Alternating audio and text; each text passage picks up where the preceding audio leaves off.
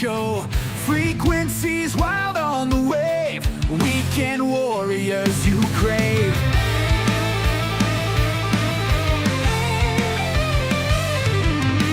Static crackle, stories fly. Heroes born and never die. Ham radios, they never sleep. Tune in now, secrets keep. Weekend warriors on the line. Echoes of a battle sign. From the front lines to your ear, here's your show now, loud and clear.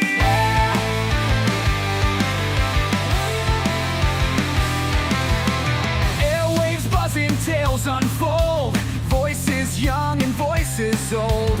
Army, Navy, air and sea. Tune in now, you're riding free.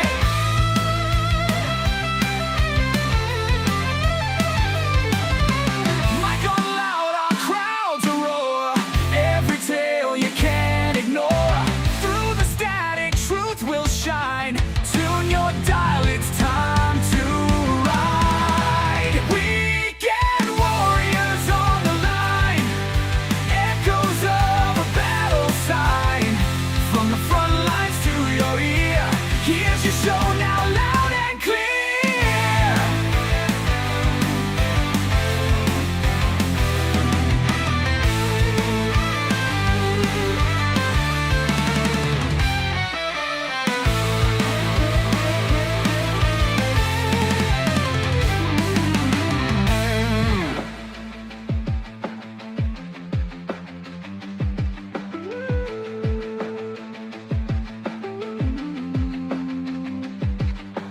Mic on loud, our crowds roar.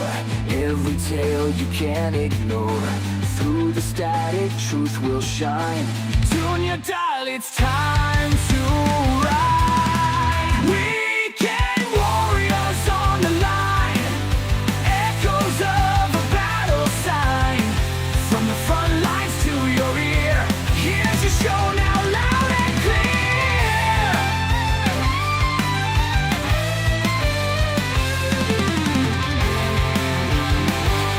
Weekend warriors on the line.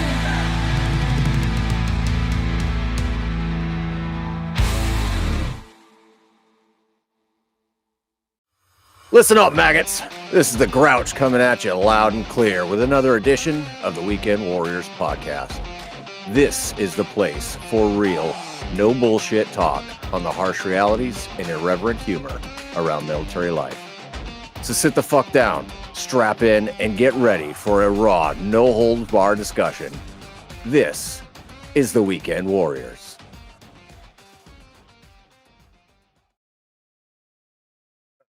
Good evening, Warriors. I'm the Grouch, and thanks for being here this evening. We had a little bit of technical difficulties there. But, we're back and we're on, so here we go.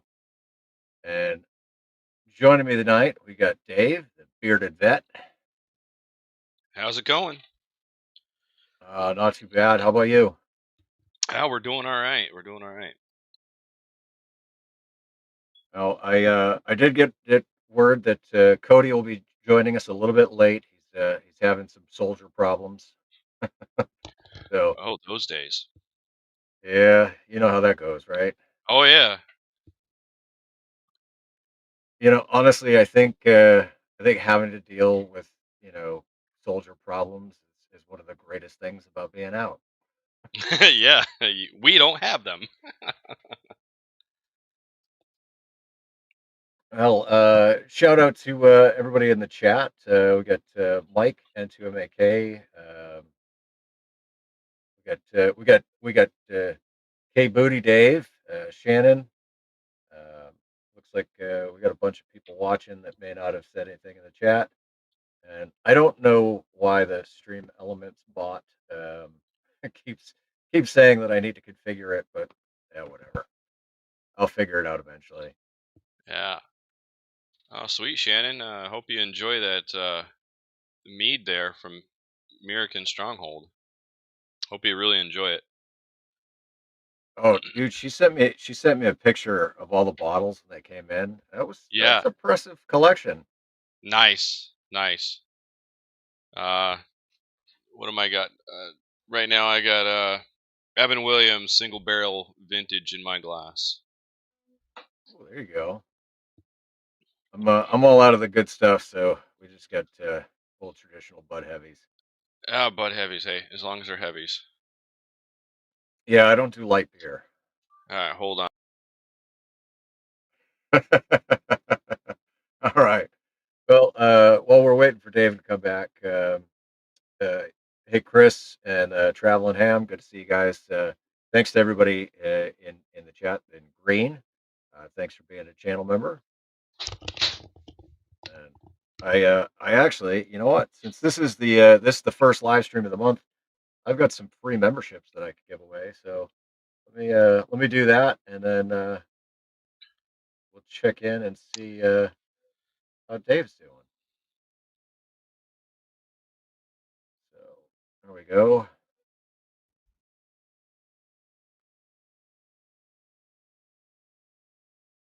All right. So the people just became members of the channel. We got Pro Buzzard, Mike, and 2MAK. Congrats.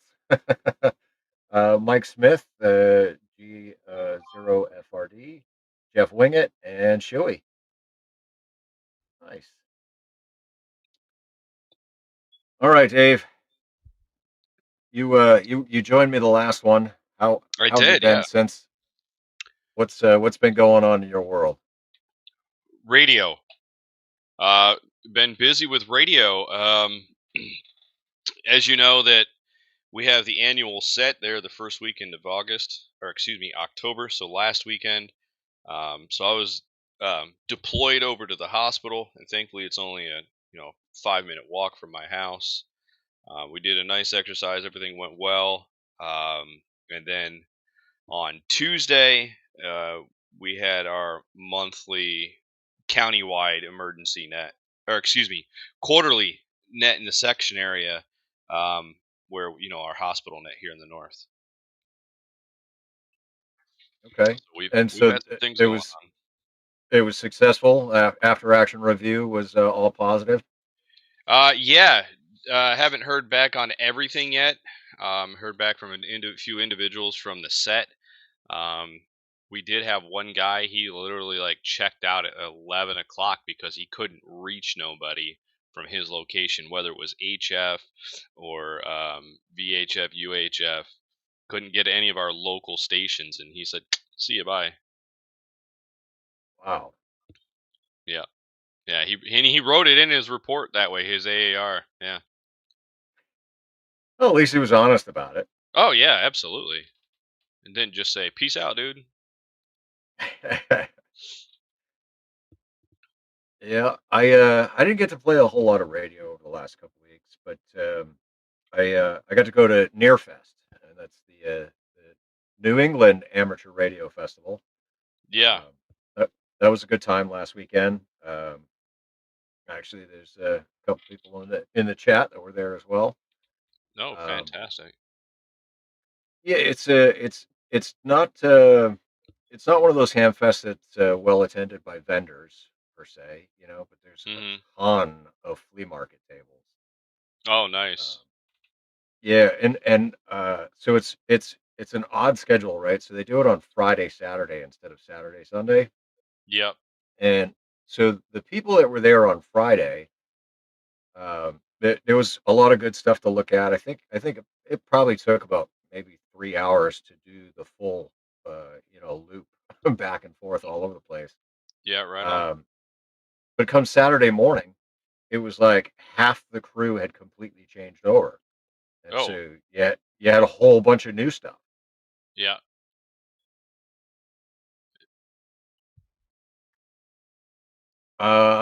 Chris wants to know if I sold anything. I didn't sell anything at Nearfest. I wanted to just be there for the YouTube and to try and just kind of do some little interviews and record all the tables, basically just what Nearfest is. Um, so I sold a whole bunch of things ahead of time. and I still got a Cushcraft R7 that's fully erected in the backside of my house. It needs to come down and find a new home. But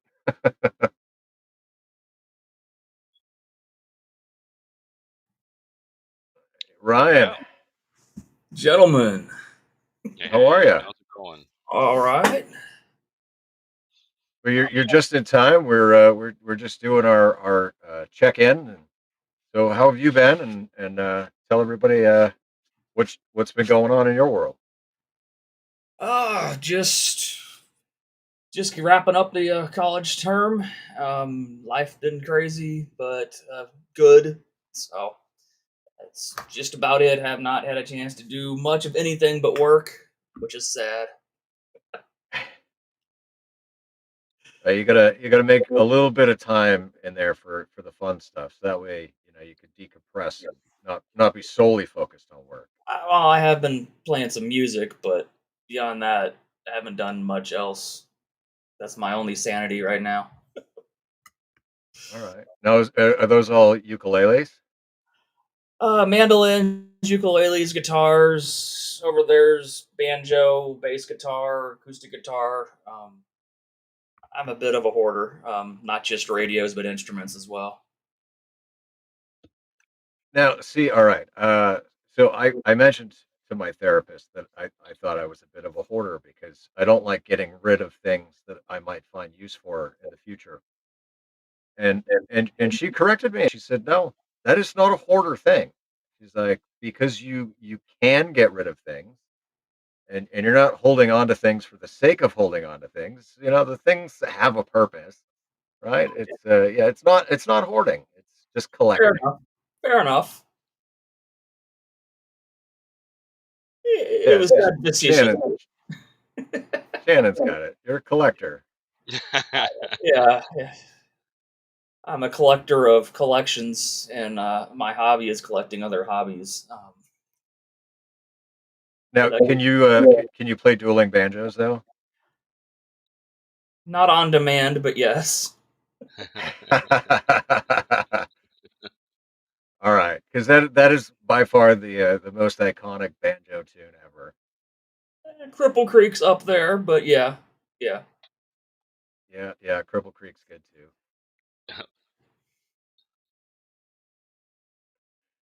Like I Pokemon, guess gotta collect them all. Rick, yeah. yeah. It's probably my rampant undiagnosed ADHD. Just finding anything that's interesting and then hyperfixating on it, and then getting about 90% proficiency, and then moving on to something else. Well, at least you're not a quitter. Yeah. All right. So the topic tonight, right, is standards, right? And I wanted to bring this up because there's been one particular picture that's been floating around social media like crazy, right? You guys know what I'm talking about, right? But I'm I gonna think throw it so. up I on the think I've screen. seen it. Possible. Yeah. I gotta throw this up because it's male team 6 here, the Texas National Guardsmen with some excellent muzzle control by the guy in the middle. Yeah, Now, yeah. all right, Go for it. I had to look this up because I was like, damn, Hegseth just had a speech about how we need PT standards for everybody and enough of the fatties, like, and then this is what we get all over media. Well, what they're not showing us is that that's just five fat guys, right? The rest of everybody else, they look like they could pass a PT test. Like, look at these guys.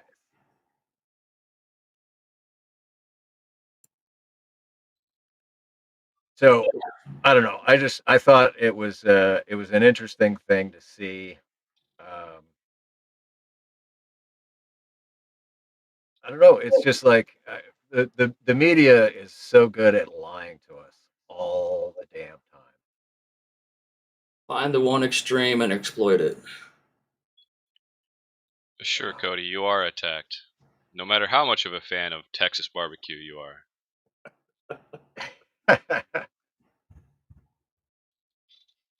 Cody needs to get his rear end in here. Yeah. So, all right, what are you guys' take on it? There's no reason for guys and gals to be that large while serving the country, no matter if they're weekend warriors or not. Because you never know when you're going to be called up to full active service. Well, and if the last 25 years have taught us anything, right? It's the National Guard that ends up getting deployed, Yeah. right? Like I didn't deploy overseas active duty. I deployed overseas as the Guard. Well, I was Navy and part of the Dancing Bears the last 4 years of my service, but I was not as big as they were.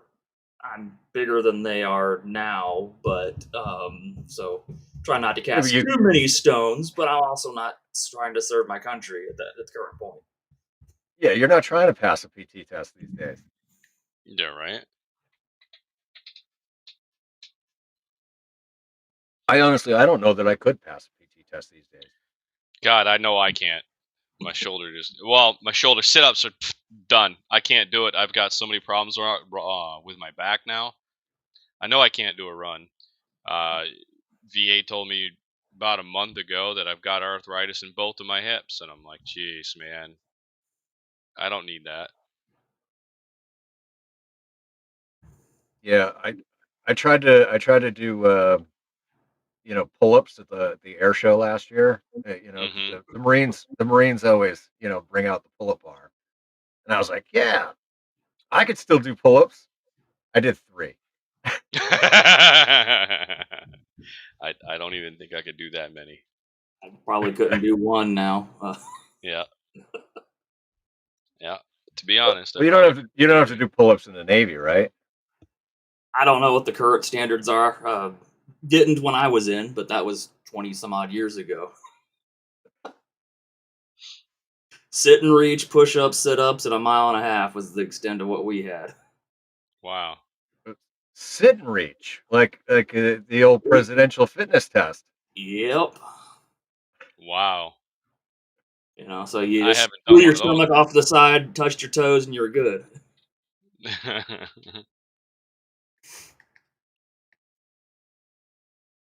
Oh, now I'm gonna have to look up what the current Navy standards are because I'm just curious.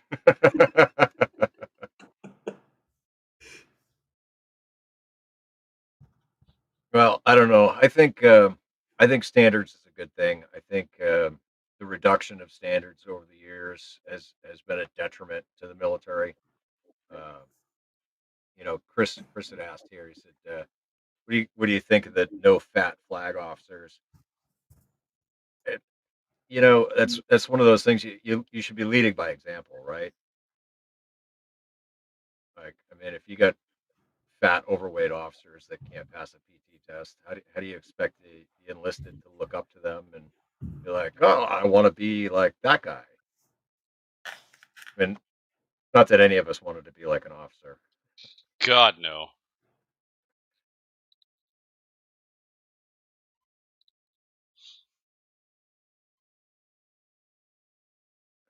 Cody, you need to be measured in stones. Tomorrow.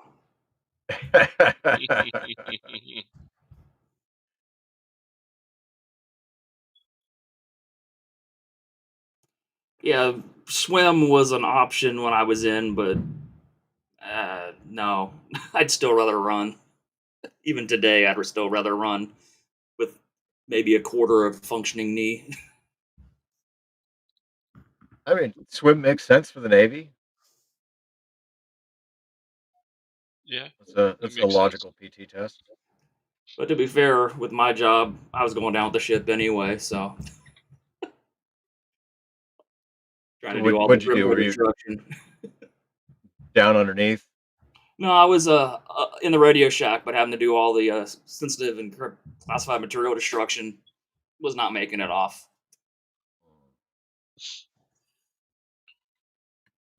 My wife hates it when I say that, but I'm not in anymore, so.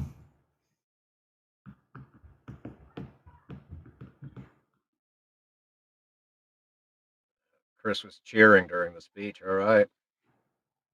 Yep. Leaders are supposed to lead by example.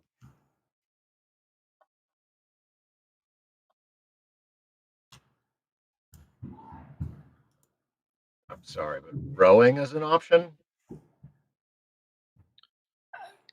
When the hell did they make that an option? That's Got somebody running around upstairs somewhere? My goodness. that's probably my granddaughter. We turn the Oh, gain okay. down on my mic. Yeah, I hear dum dum dum dum. Sounds like somebody's on top of a floor, man. She's right above Oh, me. she is up above you. Okay, so you're in the basement or something. Yeah, Yeah, I'm in the okay. basement. Yeah, Yeah, okay. my I cave is thought literally a cave. it. Nothing wrong with that. No, Where's not at the? all.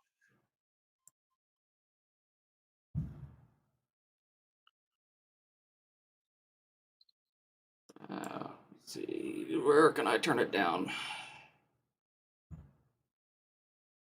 Oh, guess actually on the mic. So, there you go. I'll throw this out there. If you want to be the channel boss, gifted membership, super chat, stickers, and subscribing all takes health away.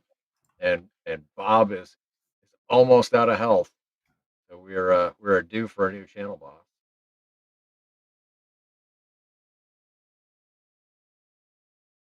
And of course, why don't we just throw a shameless plug in, right? Circle Six mail drop. Like if you're on the road, you're traveling, if you're a permanent RVer like I am these days, um, it's a veteran-owned company, and they take real good care of people. Use code Grouch for 10% off. Right on. Just figure why not? Great company, veteran-owned.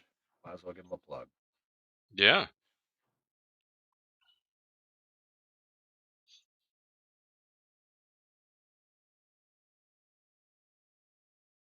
All right. So, other than military standards, what's on your mind? The world is delving into chaos these days. Yeah, but I keep the news off so I don't see it. Uh, which is smart to an extent, right? But Yeah, Yeah. but like, then we could get caught off guard. yeah, Yeah, it's not 100% off. It's just it's not on the foreground. I do check news headlines and every once in a while. I try to stay abreast of it, but not like real deep. well, there are certain people that you can tell as soon as you start to have a conversation with them that their whole life revolves around watching the news. Oh, Right? yeah. Yeah. Or some sort of podcast or something, and sometimes I swear they're conspiracy theorists because I've ran into a few of those. Well, I mean, I've definitely got my conspiracy theories. I've got my tinfoil hat moments, but Yeah, you gotta source from more than just one to get the Yeah. truth. Yep. oh yeah, yeah, You put my and professor that's hat on and tell you cite your sources and do your due diligence research in it, but their eyes are just going to glaze over and just but such and such said, and then yeah, then you know you've lost the argument because they're not even going to listen. Yep. uh-huh. Well, CNN said, good for them. Yeah, that's what CNN said. Did you check that same story over here?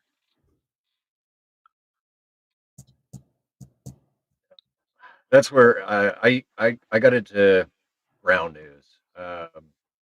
It was one of those things where I think they do like sponsorship of YouTube channels, and so you see people are plugging their service. Um, and I tried it. I was like, yeah, I'll give it a month and see. It's worth the money in my opinion because like they give you the headlines, they break it down, you know, who's reporting it. Is it the left? Is it center? Is it right? You know, who's not reporting it, right? Like, Yeah.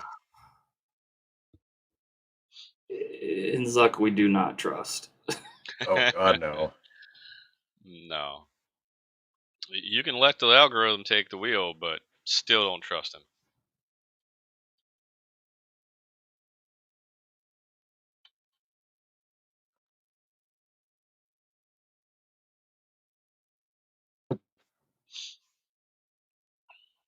All right. Well, don't be so talkative, guys. I know, right? Sorry, this is my first one make it in here, so I'm still getting a feel for it. Yeah, It's only that's my all good. second one, so we're good. So, for those that may be watching for the first time or with us for the first time, the whole reason why I started the Weekend Warriors was because I missed having group therapy with other vets. And as an added bonus, we get the Flag and Torch group, which has some currently serving guys in it. And so it just to me it made sense. Like, let's get together, let's talk about whatever it is that's on our minds. You know, what's going on in the world, what's got us, you know, kind of concerned, or what's got us happy, and share kind of the good, bad, and the ugly together. And because I mean, at the end of the day, nobody understands us like us, right? Yep. So yeah, so this is our group therapy on the interwebs. There's nothing like a group of veterans for the rapport you could have. Because Yeah, wherever you go, absolutely. you've got brothers and sisters. Yep. That transition was not easy. No. Chris, what I got out in '04, so it's been what 21 years, and I still like some days it's like still in that mindset. I just can't get out of it. And then of course, like I mean, I had just gotten to the point this year where like I actually felt comfortable not carrying all the time, Yep. and then you know things happen, and now I'm like, fuck, I don't want to go near any major city. I want to avoid every major city as much as possible, and if I if I can't carry, I don't want to go. Yep. You know, I've been out 16 years. I got out in '09. Yep, it's been 20 for me. Actually, in I 3 days, it'll be 20. Wow. But who's counting, right? Right. Uh, sounds like that deserves a whiskey. Speaking of anniversaries, I just celebrated one. Um, on Tuesday would have been 10 years that I was with my first service dog. It was 10 years ago that I jumped on an airplane and I went to meet my forever best friend. Um, but unfortunately, I had to put her down last November. So we're coming up on the 1 year anniversary of that. So a couple of things kind of going on the next few weeks anyway. You know, would have been nice to have her for 10 years, but I had her for 9 wonderful years. You know, and then the 13th of next month, it'll be a year that I had to put her down. That sucks. Yeah, Yeah, our sole absolutely. remaining of our pack is turned 13 today. Yeah. She's on all kinds of meds, just trying to keep her comfortable for last whatever time we got left with her. Yeah, I couldn't bring myself to that because especially when the wintertime comes, I play sled hockey and I got to be able to rely on somebody and can't always do that. You know, it was a quality of life for the dog, myself. I couldn't do it. I am thankful. I do have another dog, another service dog. So the transition from not having her and having him here, he did help with that transition. I'm thankful for all of my friends family members that have known her over the years. There's always something or someone that's reminding me of her all the time. And I mean, she's always with me. Oh, nice, dude. Yeah, so this is the patch of the organization that I got her through. It was Dogs for Warriors. Unfortunately, they're no longer um, around. But it's the boot print with 2 dog paws, paw prints in there, saying that we're a one. And where her name was, or where her name is, it said Dogs for Warriors, and I took that out and put her name and the dates that we were together in there, and just made it that way. And so she's always with me that way. That's awesome. And she'll always be with me because I had her cremated. Yeah. We've got our pack up.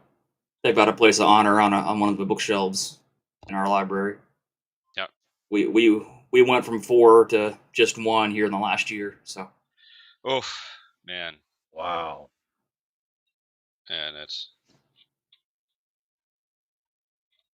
They don't live near long enough, you know. No, they don't. They do not.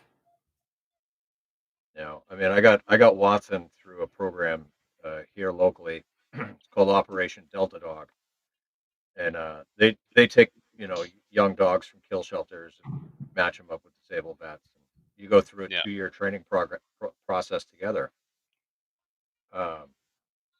And so it's crazy that we started the process. He was 10 months old. They wanted to cut him, and now he's 5.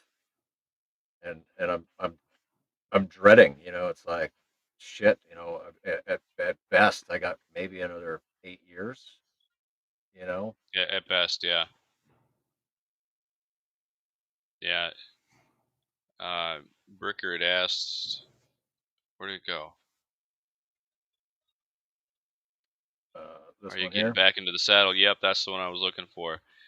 I actually got mine from a local, somebody that had bred some dogs, and I'm training him myself. Just much easier on me financially and emotionally. And he's been with me since he was 10 weeks old, and he's 3 years old now. So it's constant growth. Nice. Yeah, my parents would volunteer at the shelter, and there were always foster failures. So our family at one point had like 12 dogs between 3 households. And with them going and all the dogs getting old, we're probably gonna go back out. Luckily, the shelter I used to volunteer at's actually behind work, so I'll probably go over there and either start volunteering or try to foster myself. See, hopefully not be a failure, but probably will be a foster failure as well. No, by foster failure, do you mean you're gonna You want to foster permanently adopt and them. keeping it? Yeah. Yeah, you Yeah. don't foster. You don't give it back for someone else. You just keep it yourself. Yeah. They had a wall of foster failures. Everyone's smiling, of course. Of course. And that's what's really good. Yeah, you're out there to foster, you're out there to help the dog be comfortable with other people. And, sometimes those foster families just really grow on those dogs. And that's great. I'm glad that they stayed with that family versus being a foster and going somewhere else. Because I know it can be a hard transition for them sometimes. Yeah, my parents always fostered the dogs that were skittish around other dogs to get them used to other dogs, and then the pack would adopt them. Ah, there you go. Yeah. Hockey season. Yeah, you're right. Oh, it is hockey season. Who's playing, Jason? I know my team's already up 2-0 in season.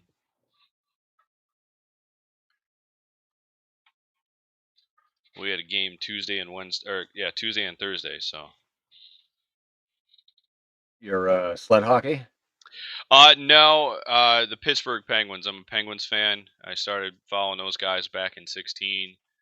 When I started playing sled hockey, was my goalie, good friend of mine, best friend really, was a diehard Pens fan, and I could sit there and talk to him while he's watching the game.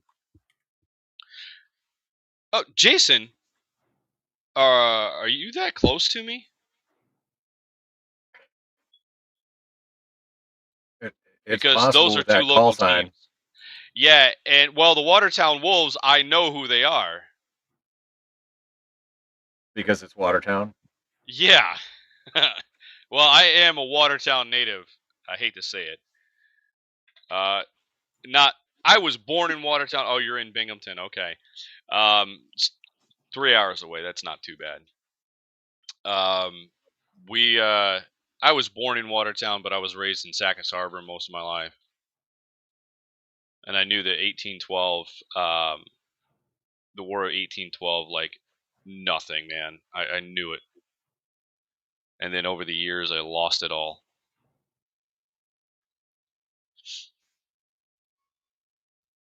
Trying to check to see where the Cyclones are at. I'm outside of Cincinnati. I haven't had a chance to follow much of anything. I usually catch 2 or 3 games. I just haven't had a chance to check the standings. Oh, now see, I thought you were talking about like you don't watch the news and you don't watch the weather, but you were going to check the weather for cyclones. We're talking hockey. We're talking hockey. Yeah. So for decades, I was a Georgia Gladiators fan when I was down there.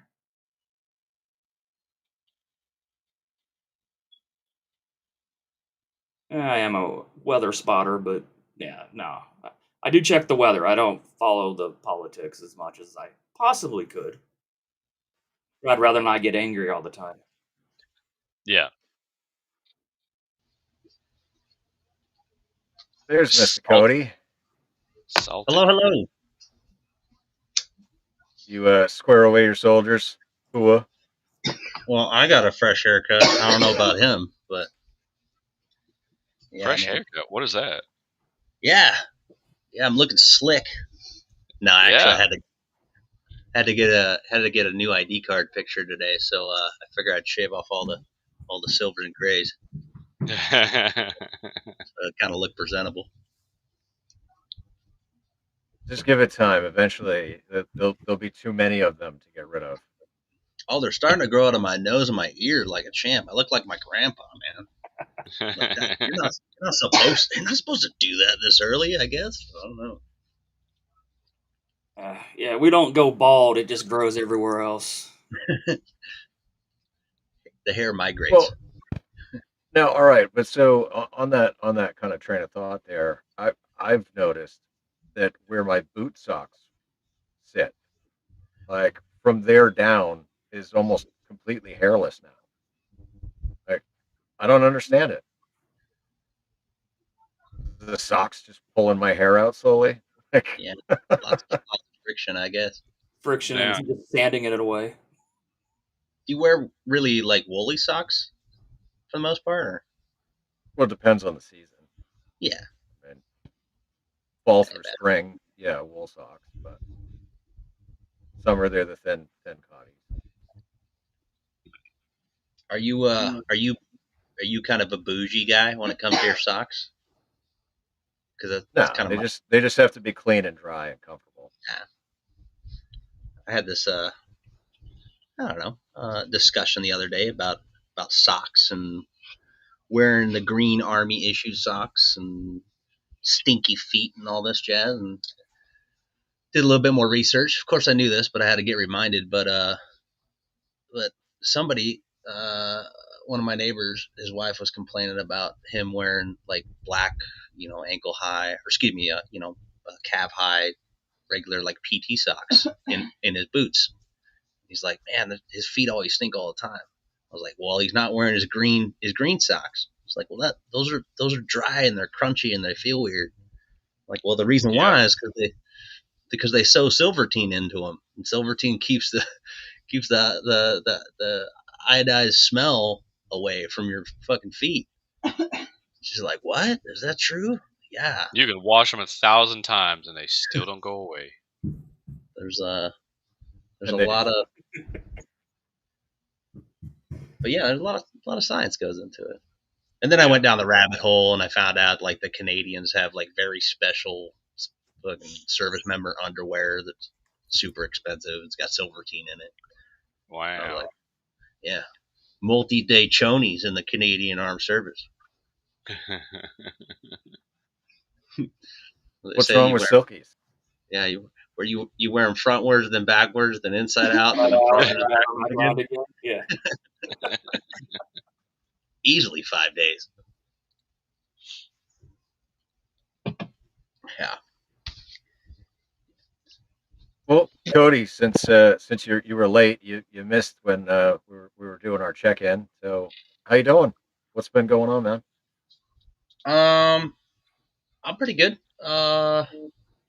We're getting towards the end of the rotation here in the beautiful Mojave Desert. It's kind of like Groundhog Day. Of course, the rotational unit still sucks, but they're learning, so good for them. Op 4 got new uniforms, so we got this weird pattern. I'll share with you guys on the Discord later. Photo, it's kind of weird.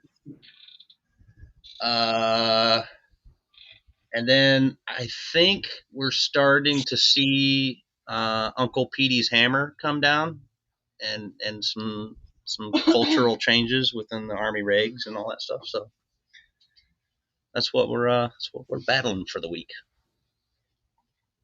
Yeah, and how do you feel about the SecDef's new changes? I'm sorry, the Secretary of War. I call him He's not this. Uncle Petey. Uncle Petey.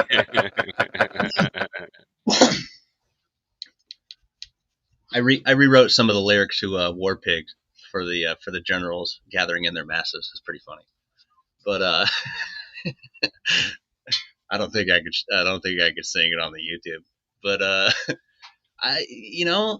it's all right, man. I honestly, I think I would like to see the Army go back to a time where the mentality of the culture is that if you were a civilian and you want to become a service member, you need to conform to the rules of the service, not the other way around. So I think flat out just laying a foundation of it. Let's get back to that. Now let's not regress and start doing a bunch of sexual harassment and EO stuff and all that. I mean, we've gotten better on that, but and I don't know. Hazing is always a buzzword, but I think there's if you want to put another twist on it, there's definitely some team camaraderie and some constructive criticism that you have with your peers that could be misconstrued as hazing, but it made for a tighter culture, a tighter team. Oh, absolutely. Mentality. So absolutely. I mean, your worst critics are your brothers in arms, right? It's not accepted when you were part of that. Yeah. If they weren't doing that to you, then you knew you were in trouble. Yeah, yeah. You should always worry when everyone's being polite. Yeah, worry when your buddies stop making fun of you. Yeah. Yeah, I don't know. I think we should go back to some times that were a little bit better, maybe more professional in some aspects and less professional in others. But I have a nostalgia viewpoint on it, but I don't know. It'll be weird. I think that if Uncle Petey is doing something to better the services, is that he may actually just be empowering leaders again to not be fearful for going against the woke grain, but actually just reading the letter to the law and just staying within the regs and issuing out awards and punishments within that realm. So that's where we're going with it. But yeah, I don't know. You guys talking about fat Texans earlier? Yeah, that. So I saw a short snippet today. Angry Cops. He did a little review. Yeah, I just watched that before the show. Yeah, so he I think he put it pretty well. It was like there's two aspects of the story. One is the media coverage of it was like, hey, If you swing left or you swing right, or if it's short and shriveled all the time, regardless. But if you if the left leaning media wants to look at that one picture with those overweight soldiers, right? They're gonna go, oh, maybe Hex's plan isn't working, or maybe they just want to use it as a little gotcha moment. But honestly, it takes a minute. It takes a minute to get people out and to go through the right processes and all that stuff. Or to So give them a chance to whatever. actually get into shape, You True. tighten, you tighten the regs, give them a chance to catch the regs. Though if they have Yeah, a history of not following the regs, then yeah. Of course, again, absolutely. I mentioned earlier, I was always on the. I had to get taped every single time. Could do the PT test, could do everything I could do. Just my body shape just was right at the edge, and it was a little heavy. But 12-hour watches sitting staring at a computer 7 days a week, it's kind of hard to find time to PT. Oh, definitely. No, I wholeheartedly agree with that. It depends a lot on what you're doing and um, day to day. Of course, I mean you gotta have good habits too, eating and everything else, right? But I don't know. I live on caffeine, nicotine, and hate, so I can't say anything about someone's diet. Oh, my time on my last ship before I got out, if they could deep fry it, they would. So it was part of just what they were giving us. We didn't have much choice. When they start deep frying cream cheese filled French toast every morning for breakfast, and then wonder why everyone's overweight on the ship, it's maybe not the crew's full fault. Yeah. Is there what actually? I'm kind of curious from the Navy aspect. How much cardio? How much running is going on a boat? It's got to Not be. much, because it's You hard have to. to do it, There's like right? 2 or 3 treadmills, or you're running on steel decks, which is wonderful for your knees. Yeah. Yeah. I didn't think about that really. Like, where are you going to go for a 4 or 5 mile jog? Like for PT on a boat. Running laps around the boat. Run around the top deck. Yeah. Or you're on a It- treadmill and the treadmill is doing this as you're on it. See, I would have been that dick though, right? Where like you'd be running side by side with your buddy, and he gets right up to the edge, and you just kind of give him a nudge. Oh man, the invisible man got you. I swear. Uh-huh. I wasn't Bigger, hitting you. bigger problem is just you tripping and landing on the non-skid and taking about 3 layers of skin off. Stuff is rough, man. Oof. And then there was the guys on my first ship where we had a basketball hoop in the hangar deck and they were playing basketball on non-skid. You want to That talk stuff about is hair coming off your legs? that Grouch. stuff is gnarly, man. Whew. That shit's like 20 grit sandpaper. About 2 grit. Yeah, like dime size rocks glued to the bed. Like, no thanks, man. And ribbed for your displeasure. Yeah. So back to the Texas brisket. Angry Cop did. He's on the inside and he doesn't know, but he did say that those guys that were in the photo and probably everybody else got immediately recalled back to Texas to go do height and weight and fucking weigh in. So, I mean, Believe it. yeah, it's all about image too. I mean, come on, let's be real, okay? Um, in other militaries, other first world country militaries, right? They have a body typing system, right? I know the Germans do it. I know South Koreans do it, right? If you want to be an infantryman, right, in those services, you have to be a certain height, certain build, and that's just the way it goes, right? They prefer like a 6 foot tall, fucking slim build, and that's the way you go with it. And if you don't meet the height requirements, you gotta raise your hand really high and try much harder at that. But we don't have those, so I think we probably go more with the are you capable of doing the job better than the guy next to you type thing. So But it would be I weird. mean, I think as far as like global perception of the American military goes, like at one point in time, I know like we were the most feared fighting force on the planet, Yeah. and I don't know that that's quite the case anymore. I mean, No. it's not completely gone. We could get back to it, but Just a bunch of tattooed fucking heathens breathing fire. That's do you remember the old Marine commercial with the dragon? yeah, yeah. Oh man, that would have been great. Yeah, Back in the be all you can be days. yeah. That was before the Army of One.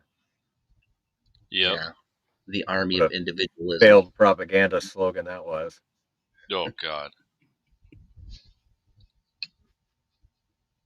I think we should go. I think we should change the slogan once and for all to "Army, we're here to fuck shit up." You know, because it could go both ways. Like it could be like we're here to just create fucking disaster, or we're here to fucking spread freedom. But that's open for interpretation. But we're here to fuck shit up. Yeah, I was in during the Navy. Let your journey begin, and we always added with cleaning stations. Oh, Good it's evening, Tony. What up? I got to drop, gentlemen, but I'll catch you on the next one. All right, thanks for being here, All right, brother. Yeah, take care. Tony. Yeah, You got a shirt on and everything. How you doing, brother? I'm doing all right. Y'all done already? Yep, that's it. Yeah, Show's all over. we're out. No, Close how it you out. been, Tony? I'm making it. Just been playing games and living the dream.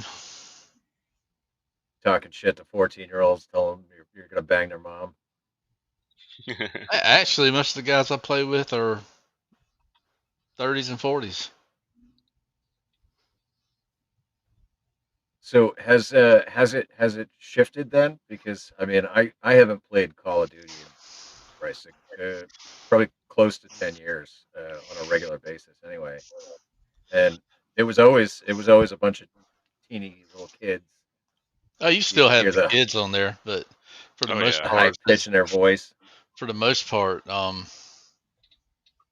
would say it's probably 20s and 30s for the most part. Yeah. More.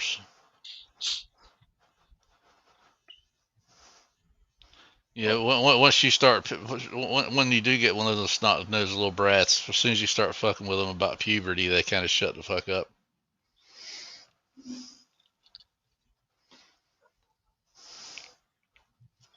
I do have the PlayStation here in the RV with me now, so I might have to figure out which game it is that you play the most. Well, you could I'll join you. cross-platform play. You can play Call of Duty, the Warzone cross-platform. You can play Ready or Not, which is like a SWAT game cross-platform.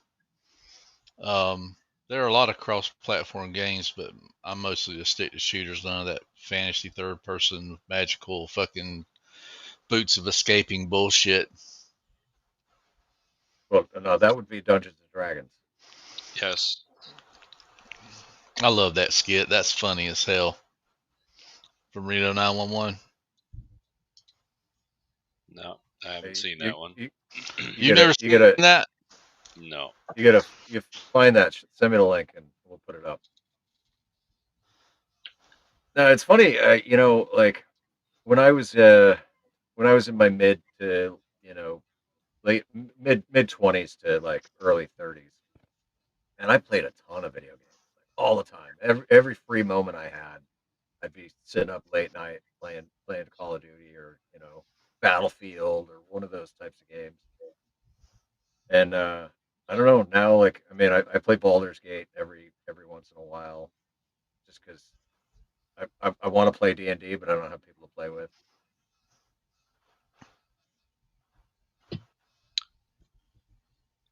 I I haven't. I got some friends that play Baldur's Gate, but I never really. It's not my thing.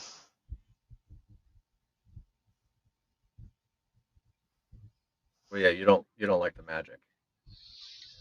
Nah, I've never been a freaking D&D fan.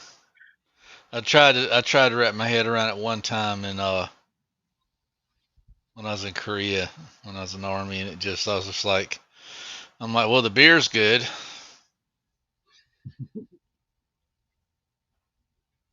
The beer was good, and the game sucked. Pretty much.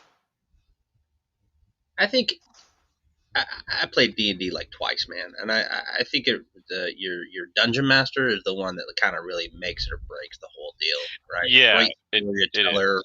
really, that because I mean, I have an imagination, but it doesn't flow in the fantasy realm of creating characters and stuff like that. My imagination is kind of in the practical, build shit with my hands type thing. So Yeah, I've been when someone playing can for. come up with a whole story on the fly, that's kind of cool shit. Oh yeah, I've been playing D&D off and on for the past 22 years. That doesn't sound like off and on. That sounds like an addiction. No, I've been playing it off and on. I started when we were in Afghanistan in 03, and then we died off while we got back, and it took it a few years actually probably many years after. Didn't start packing it back up until about 2020, COVID. What do you know? That's when I picked it back up. So I am in a regular campaign. We just played on Tuesday night. You do that on Roll20 or? No, we use D&D Beyond. Okay. Yeah, that one's. I So you like just that get one in better. do it in Zoom or something then? No, for us, we have a group chat that we just use on Discord. We met through Extra Life Gaming. It is a program that's out there where you raise money for sick kids for the Children's Miracle Network. And we were all part of the same team because you could just join any team you wanted, and we've been probably playing with these guys for the past 5 years or so. We've had a couple of different campaigns. We had one that went on for probably a good year, and a couple of That's a guys were like, good "Okay, I'm campaign. done." Yeah. Then there was one guy. Okay, so life got in the way, and he wanted to step back and become a player versus being a DM for a while. We had a DM for us for a while, and then he had some life come up, and then we got a newer DM playing with us. He's one of our players, and he's doing pretty good. Keeps us engaged. Hey, do you think there's an AA for D&D? Probably. And like, what would it be? Like That's a good question. D&DA? I don't know. Something. Hey, what were you guys talking about on Reno 911? Like a skit? Yes, it's something. I'm trying to look. I found one that has a snippet of it, but it's not like the whole thing. I thought you were talking about when Trudy Just type was in saying, Reno 911 boots of escaping I or didn't know D and D. that. Okay. Yeah, that's right, D&D. I thought you were talking about Trudy when she takes all her pills. That shit cracks me up every time, man. Who? She's like, the white ones wake me up. The blue ones calm me down. The orange ones keep the demons from dancing all around. And this blue one's for bloating and gas. Oh wait a minute, I think I found it. Hang on.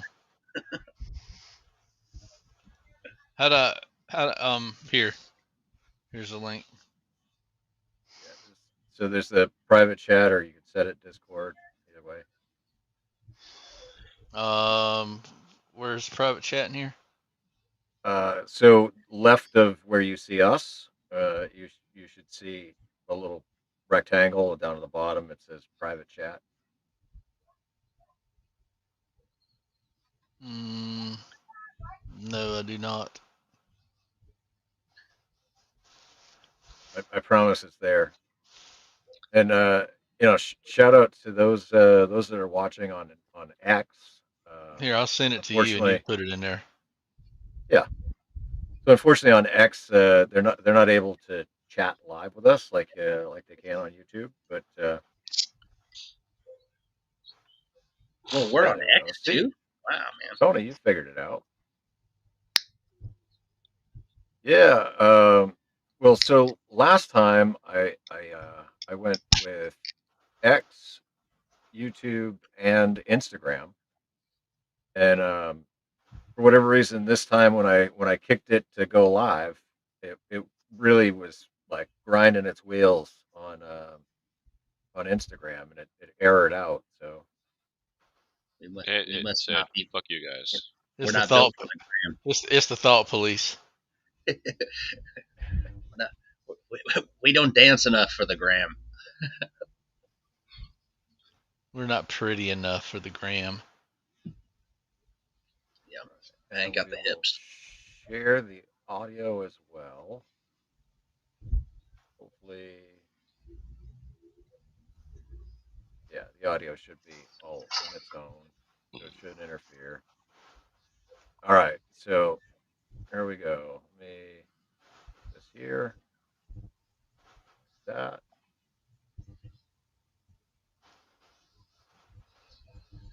Uh-oh. Oh man. Damn, Paul, you got enough tabs open Oh, that ain't nothing. Dude, that's with your that's that's hardly anything. yeah, that's Nope, with that your that ADHD didn't work. ass. That's all right. I don't have tabs. I use a bunch of windows. I'm a savage.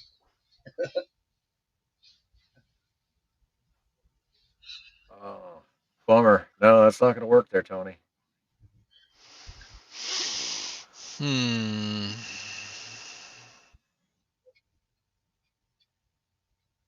You have to Bummer. find another source. Hey, I have a day job, so I haven't been up and running on the most recent news. I heard something about uh, uh, uh, an explosive factory in Tennessee. Does anybody know anything about that? You mean the new lake or pond or whatever? Yeah, like if that's what you want to call it. No, there's like people missing, man. A big explosion. I just want to know if it's That tends real. to happen when you have big explosions. I thought you were a fucking vet and knew that shit. Well, a I pond didn't in I one didn't of hear the anything about it. So, yeah, man. 19 missing after a massive explosion at a Tennessee bomb factory, which I think is probably explosive. Accurate Energetic Systems Plant in Hickam Humphreys County. Say that name again. The Accurate Energetic Systems Plant. How ironic. Yeah, uh, very accurate. so they made bombs as a Well, business. so they're no, actually they're military grade explosive manufacturer, and Oh, like claymores and shit. yeah. Well, I mean, you got to make the spicy Play-Doh somewhere, right? But no, but officials say that all 19 employees inside of the building at the time remain missing, and rescue efforts are being complicated by fears of secondary explosions. The Accurate Energetic Systems was founded in 1980, and I'm pretty sure that most Tennesseans are saying that this isn't the first time this place has blown up. I guess they had an accident back in 2014 as well. Jesus. Yeah, so You would think they would have. I don't know. I I just mean, yeah. first world or third world country, we all have our version of fireworks factories. But I mean, it's sad that these people are. I don't know why they say missing. Come on, man. Let's be real. They're not missing. They're They've become one with the cosmos. yeah, they are pieces. Yeah, so I don't know, man. Pink mist. I wonder what they made there. Apparently, some energetic fucking compounds. Yeah. Spicy stuff. So energetic that they couldn't control it. Yeah, exactly. I I don't know. bet one of them actually told the wife to calm down, and then that fucking shit exploded. She came through the phone. It's okay, honey. Just calm down. What? What did you say to me? Mission failed. We'll get them next time.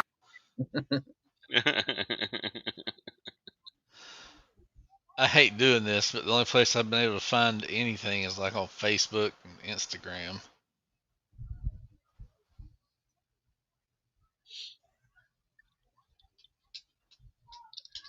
It's scary. I don't know. I don't know what to trust anymore, man. To get my news. It used to be fucking Channel 6. You should try Ground News. I don't trust any of it, honestly. I'm actually partial to getting on 7.200 and just kind of piecemealing my own tinfoil hat fucking theories out of it. So that seems to be the most logical approach nowadays. Just get your news from 7200. Yeah, man. You know, you get a little bit of Jesus over here, you get a little bit of tinfoil hat over here. Right? Did you hear about that guy that just got fined from 7,200? Really? Yeah, there was a guy that they found and they fined him on 7,200. Yeah. Nice. Elaborate. I gotta find the information. I've only heard it. So yeah, let's Yeah. Well, so from what I remember, he's got a residence in Connecticut, and a residence in Florida, and he was remoting into the Florida station, Mm. and doing a bunch of one-way communications where he was not actually talking to another person. Oh, that, yeah. Is that okay. is that I the think- analog ham version of a VPN? What he was? If I remember the story correctly, it sounds like he was transmitting from his station in Connecticut to the station in Florida and vice versa. Is that right? Yeah, something like that. Yeah, I'm like, what's illegal about that? because it's a one-way communication. A That's a one way. no-no, That's- Johnny. So when you get on the station and you go so and so test 1 2 3 or what the fuck ever, that's illegal. No, you're expecting to hear something back. That's not one way. No, not necessarily. You're just freaking testing to see if you're kicking the repeater or if it's getting out. It's not like you're waiting for a response. True. Well, you're hoping for a response. Well, no. There's people that get on there and fucking test their shit all the time while they got one radio over here listening, and they'll say testing, no reply if necessary, blah blah blah blah blah. You're telling me that's illegal? Yep. No, I think you're allowed to do that. Well, one way is kind of a broad stroke of a term. I think it's something to the effect of it can't be third party. It can't imply some sort of broadcast type thing. I don't know. Don't call me out, man. I'm studying for my extra, I think. That you talking about ham radio extra or extra cheese and pepperoni extra? Both.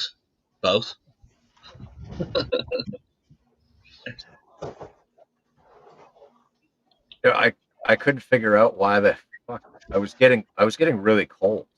Right, like it was getting really cold in here, and so I got up. I took a look at the thermostat. It said the heat was on, but the heat was not running. And Oh, so must have been that when I changed the propane tank earlier, there must have been a little air in the line or whatever. And so like when the heat kicked on, it didn't fire. And so it was like, nope, no heat. Ooh, You know what? Speaking of the guy that got fined on 7.2, I was doom scrolling the other day, and the algorithm gave me a ham radio fucking video, and I forgot the name of the company and everything else in between, but they discussed a type of AI that can listen for the specific vocal signature of your transmission, not only your voice, but actually the uh, essentially the electronic signature of your station, and they want to implement that in nefarious DFing ventures for the FCC.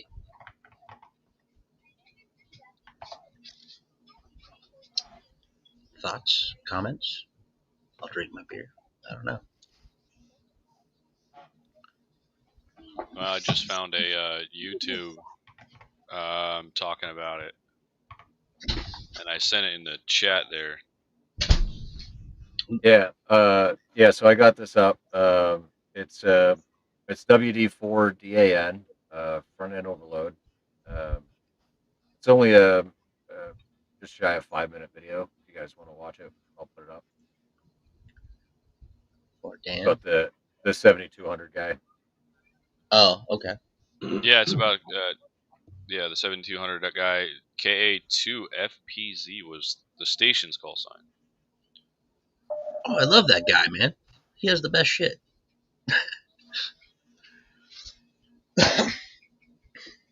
Good evening, gentlemen. Hey, Michael. I figured I'd say hello. Welcome. You know, since I always forget you were in the Army. Yeah, I didn't eat crayons, so I'm all right. You know what it is so Chris Radio in Life, he was a military contractor, but he never actually served. And so for whatever reason, I had in my head that you were the same way, Michael. Where like, you were a contractor. Gee, thanks. Yeah.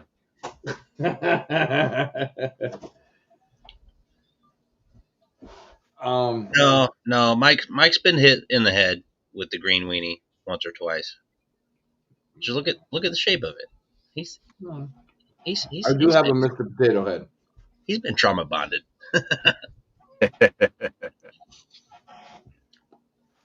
Right. Well, player video. All right.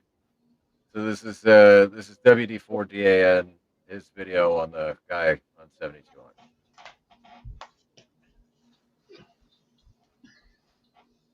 No sound. I can't hear it. Can't hear it? No. No audio. I read lips, but not those lips. Oh. It said I was sharing the audio. Hold on. That's what she said.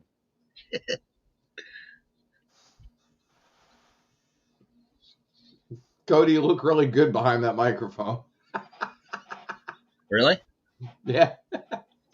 Thanks, man. What microphone are we talking about? The one that's on the screen. Oh. What screen are we talking about? The stream. Don't put Tony back there, man. Tony's got a beautiful beard. That's what I aspire to. Nobody put this on. No, sir. I have no idea No, what you you want are this. talking about. You want this beard.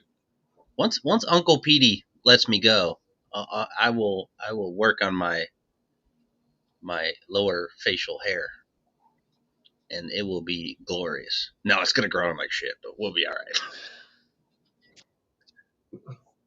Look like patchy astroturf. All right. Let me know if you can hear it now. No, sir. Nope.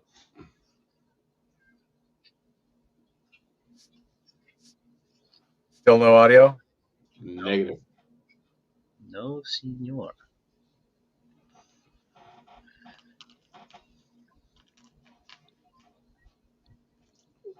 This is kind of interesting once you finally get the audio there, but I don't think I remember the last time I heard a ham getting tied up on ham frequency.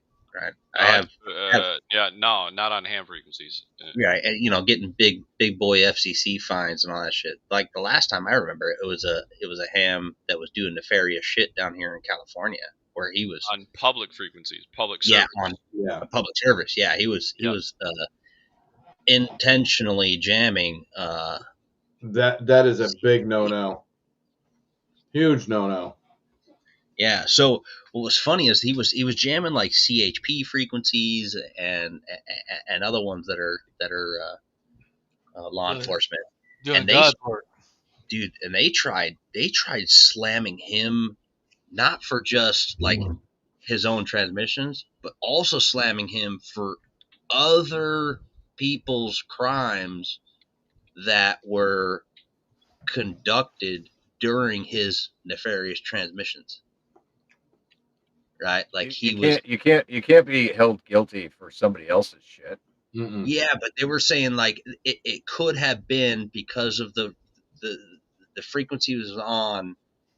It could have been that he could have been in cahoots with the people that were committing the crime at the time. So he was jamming the cops while these people were doing this. It was a reach by the DA. But all right, we're gonna try this one more time. See one of these handed down from the FCC. This was released today, September 29, 2025. The infraction took place back in March of 2025. And this notice of violation is from the Enforcement Bureau of the FCC Region 1 by the regional director themselves against Mike F. Conte of Naples, Florida. Amateur call sign Kilo Alpha 2 Foxtrot Papa Zulu. And there are links in the description below to this exact document on the FCC's website if you want to read it for yourself. Notice of violation. It says this is a notice of violation issued pursuant to Section 1.89 of the Commission's rules to Mike F. Conte, licensee of amateur station Kilo Alpha 2 Foxtrot Papa Zulu in Naples, Florida. It goes on March 17, 2025, agents of the FCC's Bureau, New York field office, using direction finding techniques, located and monitored transmissions of the station on 7,200 megahertz, emanating from a residence on North Lakeshore Drive in Brookfield, Connecticut, owned by Mike F. Conte, and observed the following violations. Violation number 1. Part 97, 103C as in Charlie. Station and licensee responsibilities. Mr. Conte violated the station licensee must make the station and station records available for inspection upon request by an FCC representative. On March 17, 2025, agents knocked on the door of the residence, identified themselves, and requested to inspect Conte's station. Conte said, "Nah, get out of here." Violation number 2, Part 97, 113, Bravo, prohibited transmissions. An amateur station shall not engage in any form of broadcasting, nor may an amateur station transmit one-way communications except as specifically provided in the rules. Again, on March 17, 2025, agents monitored and recorded Conte's amateur radio station, KA2FPZ, engaging in a one-way communication by pretending to speak with a station he identified as KB2VBO. There is no active amateur radio license assigned the call sign of KB2VBO. So he was talking to a ghost, non-existent. And no one responded to Conte's communications. Conte later admitted to the agent that he was engaging in one-way communication, and that was neither allowed nor exempted under the rules. Pursuant to section. So there we go, right? I mean, that's the basic gist of it, right? Is that he didn't let them in to see his shit, and he admitted to talking to a fake person. I don't care who it is. You need a warrant to come into my house. End of story. You're right, but it doesn't mean they can't take your license. It's an administrative thing. It's not like you got a right to it. They must Yeah, have his license because I didn't find it. Who the Fourth Amendment doesn't apply there, right? exactly was he talking to? Himself. Himself, a call sign that didn't exist. Okay, all right. I'm just He was probably remoting his station. Well, here's my question: if he would have been, say, like he gave up the excuse that he was seeing if he could reach his own station remotely out of Florida back to himself in Connecticut as a way of testing the yeah. gation or whatever. Would he been okay if he'd have called it remote station like a same call sign but a stroke designator? Maybe. Maybe. I don't know. I just can't get past the guy's name, man. Mike F. Conte. Come on. You're a big fat cunt. Mike F. Conte. This sounds made up. Just saying. It sounds like Bart Simpson called Moe's Tavern. Like, Right. His parents had a sense of humor. Is Amanda hug and kiss there? Ivana Tinkle. So have you guys talked about Tennessee today yet? So Cody, he was barely touching on it. I hadn't heard of it. So if you got information, let's discuss. WSMV Channel 4. I've got a lot of brothers still in Tennessee, and we have a little chat message set up, and they're pretty much my news. The Tennessee plant, it's AES. They call they work on all sorts of munitions, but there's 19 people missing. The pictures were it looked like somebody dropped 2 JDAMs on the stupid building. It was gone, and there's So just dirt. they're not and missing. brick. What's that? They're not missing. They just can't find the body parts. Yeah, pretty much. They're gonna find bone fragments and some flesh and stuff like that. They literally were vaporized. It's insane. And then at Fort Campbell this morning, there was a bomb scare at Gate 10 that came across, and it was a POV at the gate, and they said that they evacuated the whole area, and it wasn't a bomb, but they're still under the whoever it was coming on the post is under investigation. So there's some weird shit going on, guys. But they won't know any news until they start literally sifting through the rubble to figure out whether it was intentional or it was an accident. But it's been 12 years since the last explosion at this place. So yeah, Hell, they probably just got through paying off the loans for rebuilding that place. right. Tinfoil hat moment about it. What if the explosion was a way to cover up some theft of some fucking a large amount of their material? Yeah, I can. Yeah. Oof. We have 19 souls that we're looking for. As of Friday, officials are still working to notify the next of kin for those that were in the accurate energetic systems. What a name! When a blast, when it exploded.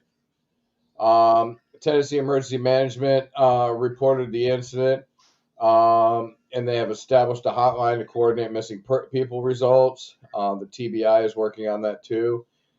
TBI. Yeah, Tennessee Bureau of Investigation. Traumatic brain injury. Yeah, exactly. They said it's the most devastating scene that they've ever seen in their lives. I mean, the building's just gone. And It must have been. It must have been a hell of a freaking explosion. They heard it like 100 miles away. There's nothing left. I'm looking at a picture of it. There's nothing left of the structure except for the foundation and the debris laying around it. Yeah, it's just insane. Absolutely insane. And they're praying to God that it wasn't intentional. But like Cody said, what's might it be covering up a theft? Who knows? But it's the second time in 12 years that they've had issues at that plant. And Sounds in other like Tennessee news, an OSHA problem. what's that? I said it sounds like an OSHA problem. Yeah, possibly an OSHA violation. Oh, did you guys see the? I lived in Tennessee for a while, so they had the Hartsville nuclear power plant that was like being built in the 80s, and they stopped, and there was one cooling tower left, and they imploded it, and this one piece of the background that everybody this landmark is completely gone now. 500-foot cooling tower. And they just destroyed it because Yeah, but yeah, they're Discuss. redoing the property. They're redoing all the property. But yeah, Hartsville, Tennessee. Things are changing, man. Things are changing. Tony, how was your day? Oh, same shit, different day. I just got the side eye from Cody. I'm good, man. I'm just listening. Dude. Hearing, I don't know. I'm just glad we're getting news, though. I mean, for real, like, actual news. Because I'd rather know more about an explosion with 19 people in a building. Yeah, I was just looking. rather than hearing fucking the next thing that Tay-Tay's trying to fucking do. I was just looking at a picture from the 2014 incident, and it blew out like a back quarter of a wall type explosion. It was nothing of this magnitude. Mm-mm. I was there for that one. Yeah, Oh, you worked there? no, I in Middle Tennessee when I lived in Nashville. Yeah, that was crazy. But I mean, when you're when you're messing with shit that will blow you up and it's not contained, they need to make robots for that shit or something. Screw that. Well, Ah, there's lots of rules. I mean, like you said, OSHA, right? There's a lot of rules with that. I have a buddy who works at a casing factory, right? It's just all small arms, like 50 cal and below, right? That's what they do. And like this guy, he wears rubber boots. They stand on rubber mats that are an inch tall, and they have 2 inches of water. So inch tall rubber mats and 2 inches of water throughout the entire fucking factory. oh yeah. And I was like, dude, all you guys are doing is reloading. But you get what I'm saying, right? Like you're just loading fucking regular gunpowder. They're like, yeah, Yeah, but that keeps the static down too, dude. You get one static spark and but It's the same thing in fireworks factories when they're doing that flash powder. yeah, They actually have like grounding straps they put on their bodies to the tables they're working on to mitigate that too. So that makes me even more curious about what type of stuff that they manufacture in that plant, right? I mean, if They're they working on to mitigate that too. yeah, if they're a military grade explosive manufacturer, right? I mean, let's be honest, a lot of military grade explosives are pretty lenient with what you can do with them for the most part.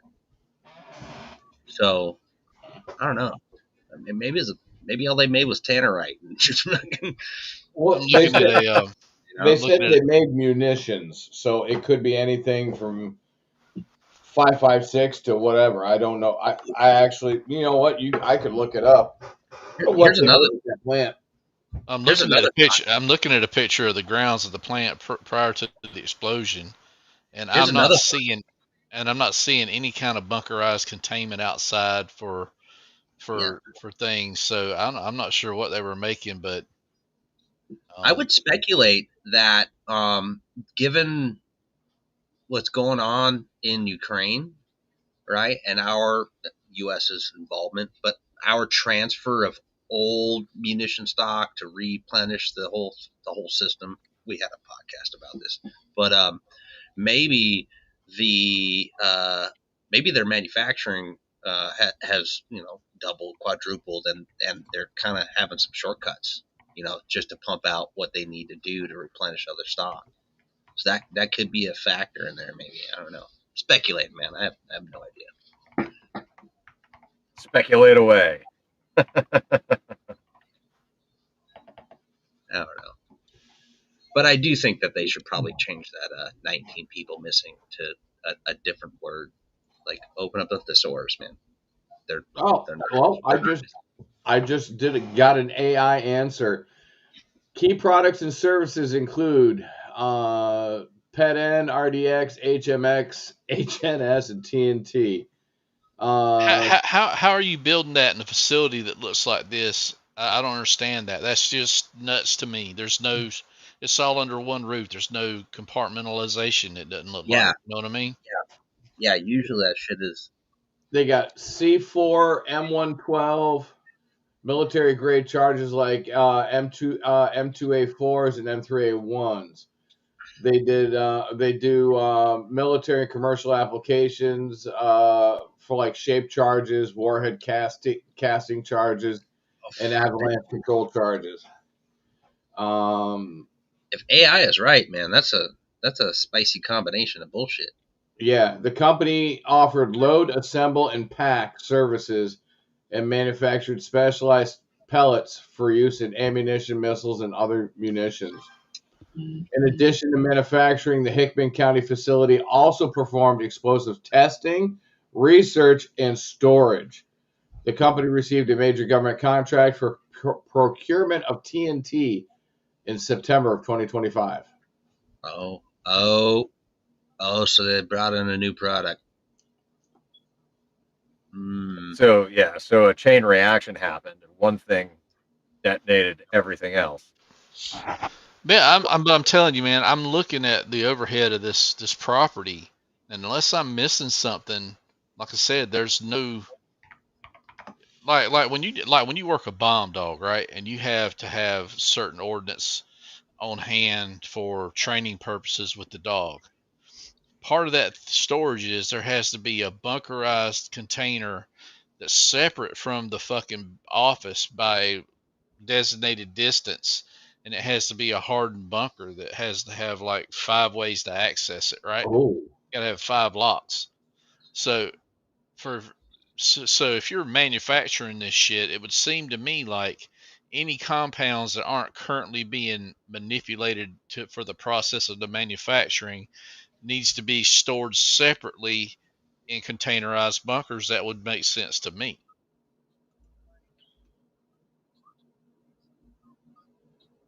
So Yep. I just don't understand looking at this. It looks like it from overhead. It just looks like Joe's fabrication shop, like they're running a welding business or something inside this motherfucker. That's what it looks like to me. You got a couple of fucking LP tanks out back, some freaking climate control, and that's it. There's no exterior structures for storage or anything. holy shit. I'm just looking at how far this place was from where we lived in Tennessee. Wow. It was in Bucksnort, which was not very far from Loretta Lynn's ranch. And it's right off of I-40, Hurricane Mills area.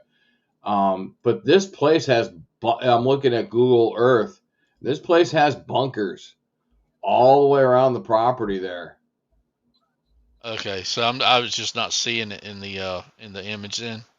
Yeah. I wonder Pretty there. if they made Okay, so I'm made tank rounds, or I at least dude, they made RDX and everything else. What the hell? so like if we're talking about really volatile military munitions, I think personally I believe that the scariest shit is What the hell? so like if we're talking about really volatile military, it's gonna be the nitrocellulose propellant inside of tank rounds. It is the scariest thing to me that I've ever been exposed to. where was this at? What town's this near? Buck snort. Okay, Hold on. give me something bigger that it's actually going to show. Hold on. I'm Never mind. sharing it right now. No, I found it. Well, I'm sharing the plant right now. Yeah, I'm looking at it on my screen right now. All right, you guys can see that. Okay. Where is this? Iran? No, Sorry. this is Tennessee. So Too soon. if I Sorry. zoom out, this is I-40. Nashville is this way, Oh, wow. and Memphis is that way. There's Loretta Lynn's ranch up here. But we zoom in on it. These are all bunker areas down here. You talking about the And then clearings that- off to the left and right? Yeah, they got looks like it looks like there's underground stuff too. Looking at this here and this here, definitely looks like underground. They've got bunkers out. Which one blew up? Oh, the big teardrop one right there in the middle. Yeah. That's the one that's gone. Huh? So this. So it so looks they've like got- some dispersion that they're doing. Yeah, I mean everything is broken up. Like there's another facility here. There's some more down here. This is all part of that company. Those all look like hills in between each one, even small hills. Oh, it is. And it's not rolling hills. They're pretty chunky hills. Yeah. I see they got several blast ranges on the property. Yep. Well, I mean, let's just okay. So I want to talk a little bit about the morbid part of remains and getting stuff back to families for a second. All right, hear me out, boys. Sometimes the most respectful way to do it is a full-size casket, even though you might only get a hand back, you know, and you can only identify that hand because somebody's got a ring or a tattoo or something. So, Or fingerprints. yeah, right. Fingerprint. There you go. Or We know something you. like that. But that is crazy. Yeah, I know what you're going. But where it sometimes gets weird is when it's like, you know, because I grew up watching murder mystery shit and Dr. Bodden, people getting like, hey, we found your loved one in a mass grave. Like we hope we got that bone and that bone and that bone, but it really wasn't the case. But I don't know. I don't know. Let's just give one out to the families that have to deal with that very unique, unfortunate fucking problem. You know, I hate to sound like a heartless bastard, but it to me, the peace of mind would be better with just having that problem than to have nothing at all. Right. Okay, Yeah. I get you. Yeah. The company probably will take care of a lot of stuff. I mean, granted, they just got their big contract here in September, but you know they're more than likely going to be taking care of the families and everything else. I mean,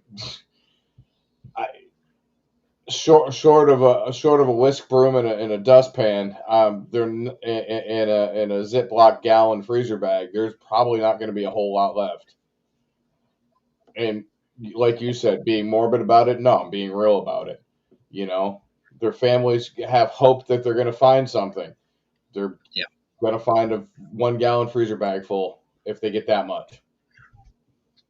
And it's sad, you know, but it's what we deal with when we're working with big jobs like that. They just got through putting in a new bunker. It looks like in the middle of the property. Yeah. Well, and then more so, let's hope they find 18 bodies worth of pieces, and a That's 19th true. that they can't find. I don't know. You know, that leaves doubt as to Well, something. it's just like 9/11, man. I mean, they were finding little bits and tiny pieces and maybe a part of a tooth, and that they were all crushed too, completely pulverized, but in a No, different. I'm down with that. I was going leaning along the lines of a tinfoil hat situation where it's, you know, found everyone Saboteur. except for that one. You know. I mean, the place is pretty well secured. There's fences around it. There, you know, I mean, Well, there's lots of vetting that goes into the employee thing and everything else. Shit, they probably have better security clearance than I do. You know. if Get you've away seen with some that of the places that I've had to go to in my life where they literally they do a check on you right there. I go to three reactors in the area, and they literally take my driver's license and make sure I'm not banned from going to nuclear power plants. I was like, what? They're like, oh yeah, we have a full database. I said, how old is this database? He goes, it goes past World War II. all of it. Holy Yep, shit. they've got all of it. Anybody who's ever been arrested or detained or anything around it, anything that's nuclear material, they have it in a database. And every time I go there, they have to check it, and they have to check. They run a full background check. I go to the one at MIT, which is tiny, small little testing reactor, and they're like, nope, we got to go for a full check. I go to Plymouth, to the one in Plymouth, which is decommissioned, and I still have to have a background check to go in there. And it's completely decommissioned. Sorry, Mike, you can't come in. Your great great uncle was named Yeah, Vasily. exactly. Oh, really? Not Damn dead. it. Okay, have a nice day. Bye. That's not my fault. I'm blooded American. More time for ham radio. See ya. Yep. Yeah. They were all bitching about that power plant. Oh, they're gonna dump the water into the bay. Save the bay. All the freaking Karens. So you know what they did? They put heaters in there, turned up the heat, and evaporated the water and scraped the sludge out. They're like, oh, we got a fix for your ass. They just evaporated all the water out of it. Yeah. In 20 years, you're going to see like geese and ducks with 3 heads. Friggin' squirrels with 4 tails and giant nuts and Oh, hey, Senior Grouch. I came across one of your shorts. You were doing some POTA. oh yeah, that popped up. Him and Carlos. Yeah, that was when we activated Iowa. Yeah, man. What were you doing? Did you make some weird contacts? Well, so it was a weather day, right? So there was too many clouds. We couldn't skydive, and so I said, hey, I want to do Iowa before I leave Illinois. I was like, have you activated Iowa yet? He's like, no, I haven't. So we jumped in the truck and we went. And dude, it should have been an hour and a half drive, but I wasn't paying attention because I was conversating, and so I missed the exit where I should have gone. So I took the next exit, and then I got stuck at a train where they were they were replacing the railroad ties. So the train literally was miles long, and it got to about the middle point of the train, and it stopped right in front of us. And yeah, so it's remarkably hard to cross the Mississippi River. So I had to go 45 minutes south to get across the Mississippi River so that I could go 45 minutes north to get to the wildlife reservation that we were going to. But yeah, no, it was a good time though. You know, Carlos kept saying it was Idaho, and so it's like, what state are we in? Idaho? No, it's Iowa. It's Iowa. Yeah. I think both have potatoes somewhere, but yeah. Iowa has more. Well, no, Idaho has more potato. Nah, I don't know. Yeah, Iowa's all corn. How the hell does Idaho have so many potatoes when it's all like half to 2/3 of the state is mountains? Blows my mind.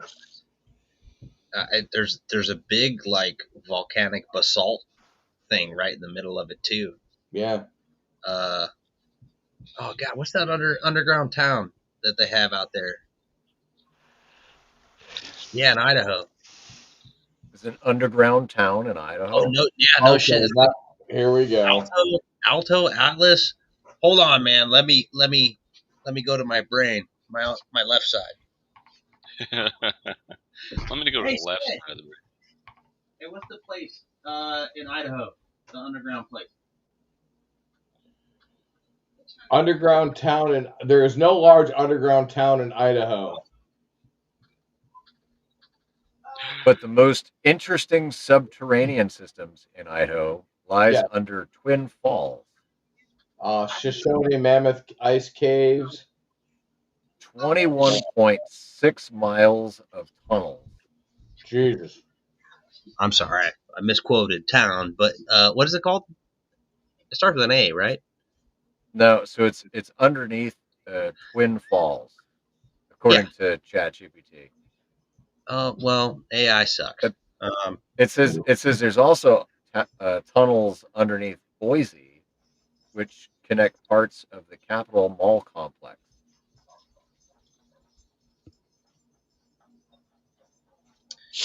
I don't know. No. But on the plus side, I did figure out there is a chat on X. I didn't think there was a chat, but there is a chat. You just About what? So we're live streaming currently to YouTube and X. I killed the Instagram because it wasn't working. But I had always kind of felt bad for the viewers on X because I figured they couldn't participate in the chat, but they can. There is a way. They have their own chat. Yeah, Yeah. you have to. They're talking to themselves more than anything. You have to lick a stamp, put it on an envelope, get back to you. It's like QSL cards from foreign countries. Right. Oh, speaking of QSL cards. Uh-oh. You finally get you get the one that I said. Card. Look at that. Oh, wow. Look at that. WTIW. Gene. That's awesome. There's some homoeroticism going on that one, baby. I'm telling you. Gay chicken going wrong. Hey, what they used to tell They you? crossed the streams.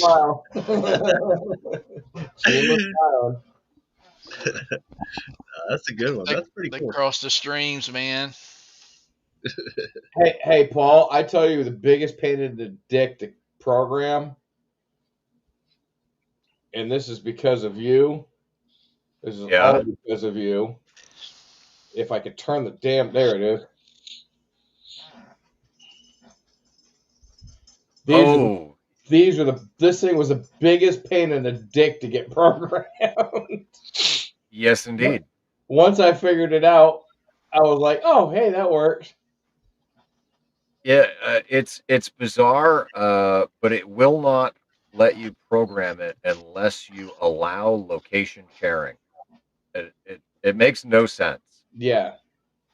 Location because what is I mean, what is the little LED light marquee thing, need your location for? But well, the software is 72 megs. I went, that's a lot of code for a simple little programmer. It's a It's tracker, still man. complex. They're trying to track where you're using the sign in case something kicks off and Yeah, right. you were imitating the police and shit or whatever. Get a red one and a Well, blue one and flash them. the funny thing is though, Tony, right? Is somebody had actually said that they would be okay with some type of like kind of like an NFC type deal with the tags, so that it alerts you of somebody nearby that has the same brand of LED freaking marquee. Wow. Then you could swap like a LED QSO. I don't. That's like gay chicken. Oh, in explaining to Annie what gay chicken was, she would not leave that alone. Look at there we go. Our first comment in the X chat. What'd they say? That there is a chat. And there is a chat. Hey, technology. Woo. But I'm glad you got your little marquee things working. I got two of them. I got a green one and a blue one. Those things weren't cheap either. They were like $18 a piece. I was like, holy I crap! paid 15. Chinese I paid 15 down in Huntsville. That's Yeah. the same thing I said about long times when I was in Korea. Oh, They made cheap. Tubuku. We love you a long time. Long times are cheap.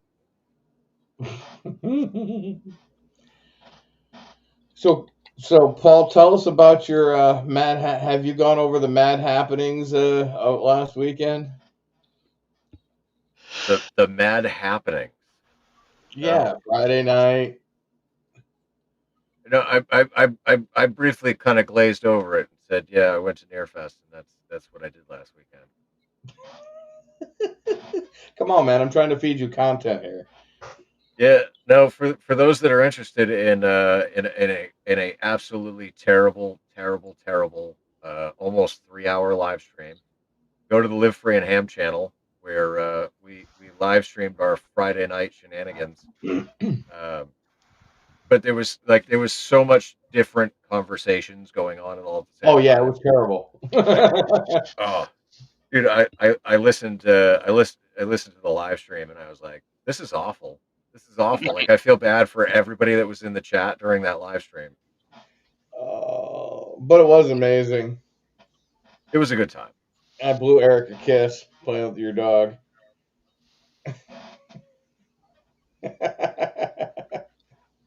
That was completely unintentional too. That wasn't even planned. I just kind of got down on all fours and I was like, "Oh, sorry, Eric."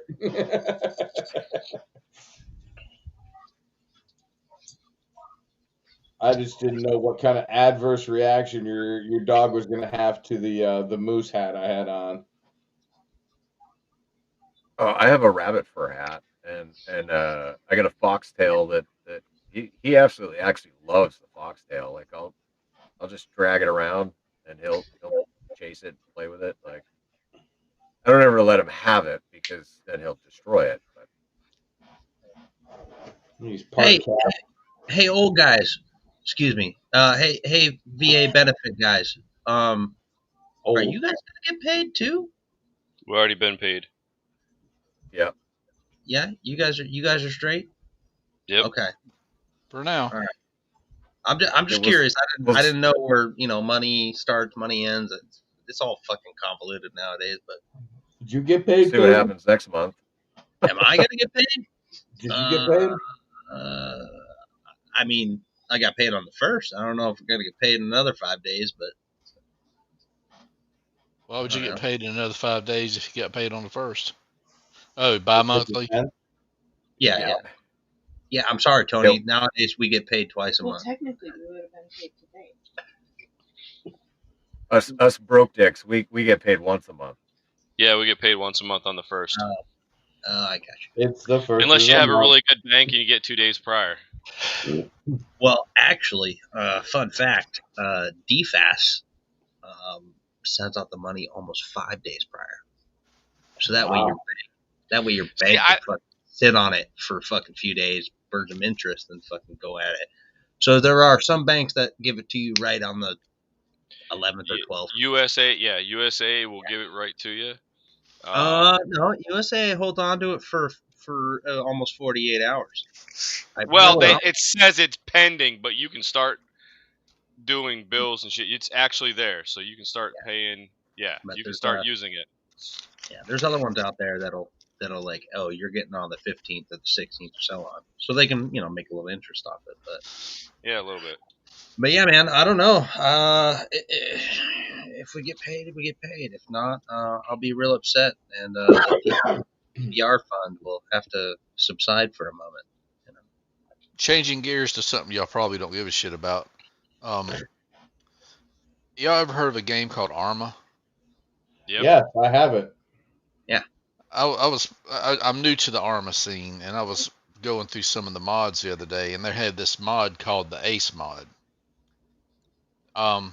This shit is crazy. Like in the regular game, when you go to like heal a teammate that's down, you just go to him, hit heal. But in the Ace mod, you have to actually triage the dude, figure out what his injuries are, and then figure out whether you're packing the wound, putting on a tourniquet, or what the fuck ever to heal the dude. Is this Reforger? A Is this a Reforger Reforger, mod? well, yeah, when it's I think Reforger, I think it will Reforger, but this is just Armor 3 that I'm doing. I don't have Reforger. Oh, okay. But I got dicking around with it and found out that it actually has an ATAC mod where you can actually this is no bullshit. You can actually feed the GPS data from the game into a map on your ATAC device and actually Oh, no shit. practice sending shit over your ATAC device in the game. Whoa, Okay, that's getting a little freaking interesting. that's some big nerd shit. Yeah, It's it's too big nuts. there for me. I was about to make fun of you, Tony, that you need to learn your TC3, your Tactical Combat Casualty But character. that Put an IV in. it kind of got me thinking. That'd be a good way to make motherfuckers have to practice uh, using ATAC in in a in an environment where they don't actually have to go outside or whatever. Get their little feelings, their little feeties wet or something. Not everything can be taught on Live in a VR. mom's basement. But I've been impressed with this game. It's pretty cool. Like you'd have guys out there. Now the only thing I don't like is it gives you a 6 grid system instead of an 8 grid system. Yeah. So, but I mean, you actually can fucking get in like a 109, in a 109 self-propelled and launch freaking. And I know this goes further in real life, but you can shoot artillery halfway across the map in this damn thing, like 5,000 meters, which in this game is pretty substantial real estate. In real life, it's just around the corner, but yeah, it's pretty crazy. You have to actually have to, like, you have people that can give you a grid coordinate. You can go to the map, find a grid coordinate, and freaking actually do indirect fires with like HIMARS or 109s or whatever. Well, whatever. I've never played, but I would say this, Tony. If you ever get in a heated online debate about Arma, do your best to not give up any secrets. It's no way does the 105 self-propelled fucking shoot that far. No, it goes this and that and blah blah blah. Are you kidding, man? Back in my day, we were freaking tripping out because the motherfucker could shoot like 30 fucking miles. Now, now y'all done like tripled that distance Hey, almost. M777 for the win, baby. That 777 is a bitch. That's the one that has like looks like a fucking boom crane on the back of a truck. Yeah. Yeah, Semi-automatic fucking cannon. she's a bad bitch. Oh no, you still have to load it. Oh, But she can, the one I maybe I'm thinking of the different country. There's a country that actually has an automatic loader version of their shit. They operate that motherfucker with 3 dudes. An auto loading howitzer type deal. I Hmm. think the Germans have one. the Germans and the British because they're lazy. And the French have autoloaders too. I think it just gives them the opportunity to free up 3 soldiers to send to the infantry. That's what I think. I think that it involves something along the lines of BMW engineers, and it's so convoluted that it'll break down on you like every other BMW. 777 for the win. But that's method of thought, like, hey, make something super complicated but easy, or vice Like versa, like the throw some reasons boxes at it and you'll be better like the off. reason Saab went out of business because they over engineered it to the point they couldn't afford to make it anymore. Why are your airbags just so good? Because they're not Takatas. You ever see the video of them dropping the Saab upside down on its roof from a crane? No, imagine. Yeah, the A and B pillars are so over engineered they do not crush. Just boop. They don't I don't crush. I don't doubt that at all. Hey, who doesn't have memberships? Who's in the chat that doesn't have memberships? Memberships of Anybody? what? Yeah. Well, To Grouch's. Dave's on stream with us, but he's not a member. Jason's not a member. Those are I'm the not two a that I member, see. but it's because Uncle Sam's not paying me next week. So Uh, I don't think I'm a member. all right. Well, let's see. Let's see Not who that gets Dave. a membership. but I do. Kyle, Shannon. Oh, I have not seen Shannon say a word. Shannon was in the chat earlier. Oh, Oh, she's yeah. still in there. She's still floating around. Not necessarily. You don't have to be in the chat to get a gifted membership. Really? Yeah, but the interesting thing is when gifted memberships do go out, it emails the person to let them know. Right. And so more often than not, when somebody gets a gifted membership, they end up coming and joining the stream. Ah, okay. So I just flipped over to the stream there, and that packet on that package, you'd look. Shannon was eating Chipotle earlier. Oh yeah, that's no bueno.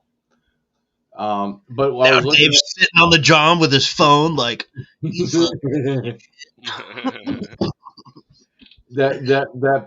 package that opened up in your lap looked interesting. No, I get away with not being a channel member because I give Grouch unsolicited back rubs on the regular. You got some long fucking arms, then. Yeah, well, it's a metaphor. Oh, I thought you were giving him a tug too, so that's what I was wondering.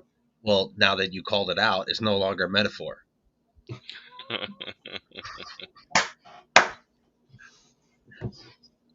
Cody likes to keep me up until like 3:00 in the morning. You know, Yeah, I like to just fuck let his me vent. Oh, Cody, Chris, you're better. Well, you got that 3 hours difference than we do here, because I would do the same thing with him here, but we're on the same time zone. So Yeah. Here's the problem: if you get the Grouch going, right, it'll be 6, 7, 8 o'clock his time, and Yeah, I'm the one getting fucking tired. And he hit his second, third, fourth wind, and we're still going. It gets wild, So he's like that little elephant with a crank on the back. that is also a metaphor. Wind his ass up. No, it's in the back, not the back side. Oh, okay. Stick it in and twist. Oh. Get the big old prison key for the prison wallet. So, one of the things that's kind of interesting here, right? Jason brought this up in the chat. He said that he he was wearing his new hat, and it blocks all the signals, right? And I was like, what, an EMP hat? Like what the hell? And so I looked it up, and dude, it's pretty freaking neat. Like they've got all kinds of Faraday cloth clothing. So it's like you can get hats to protect your brain from the cell phones and all that stuff, and you can get shirts. I mean, I don't know how comfortable the shirts and stuff would be, but I mean, it's definitely interesting, to be able to wear a hat to I don't. block the radiation from your head. I don't think I'd want to wear a Faraday shirt. Ugh.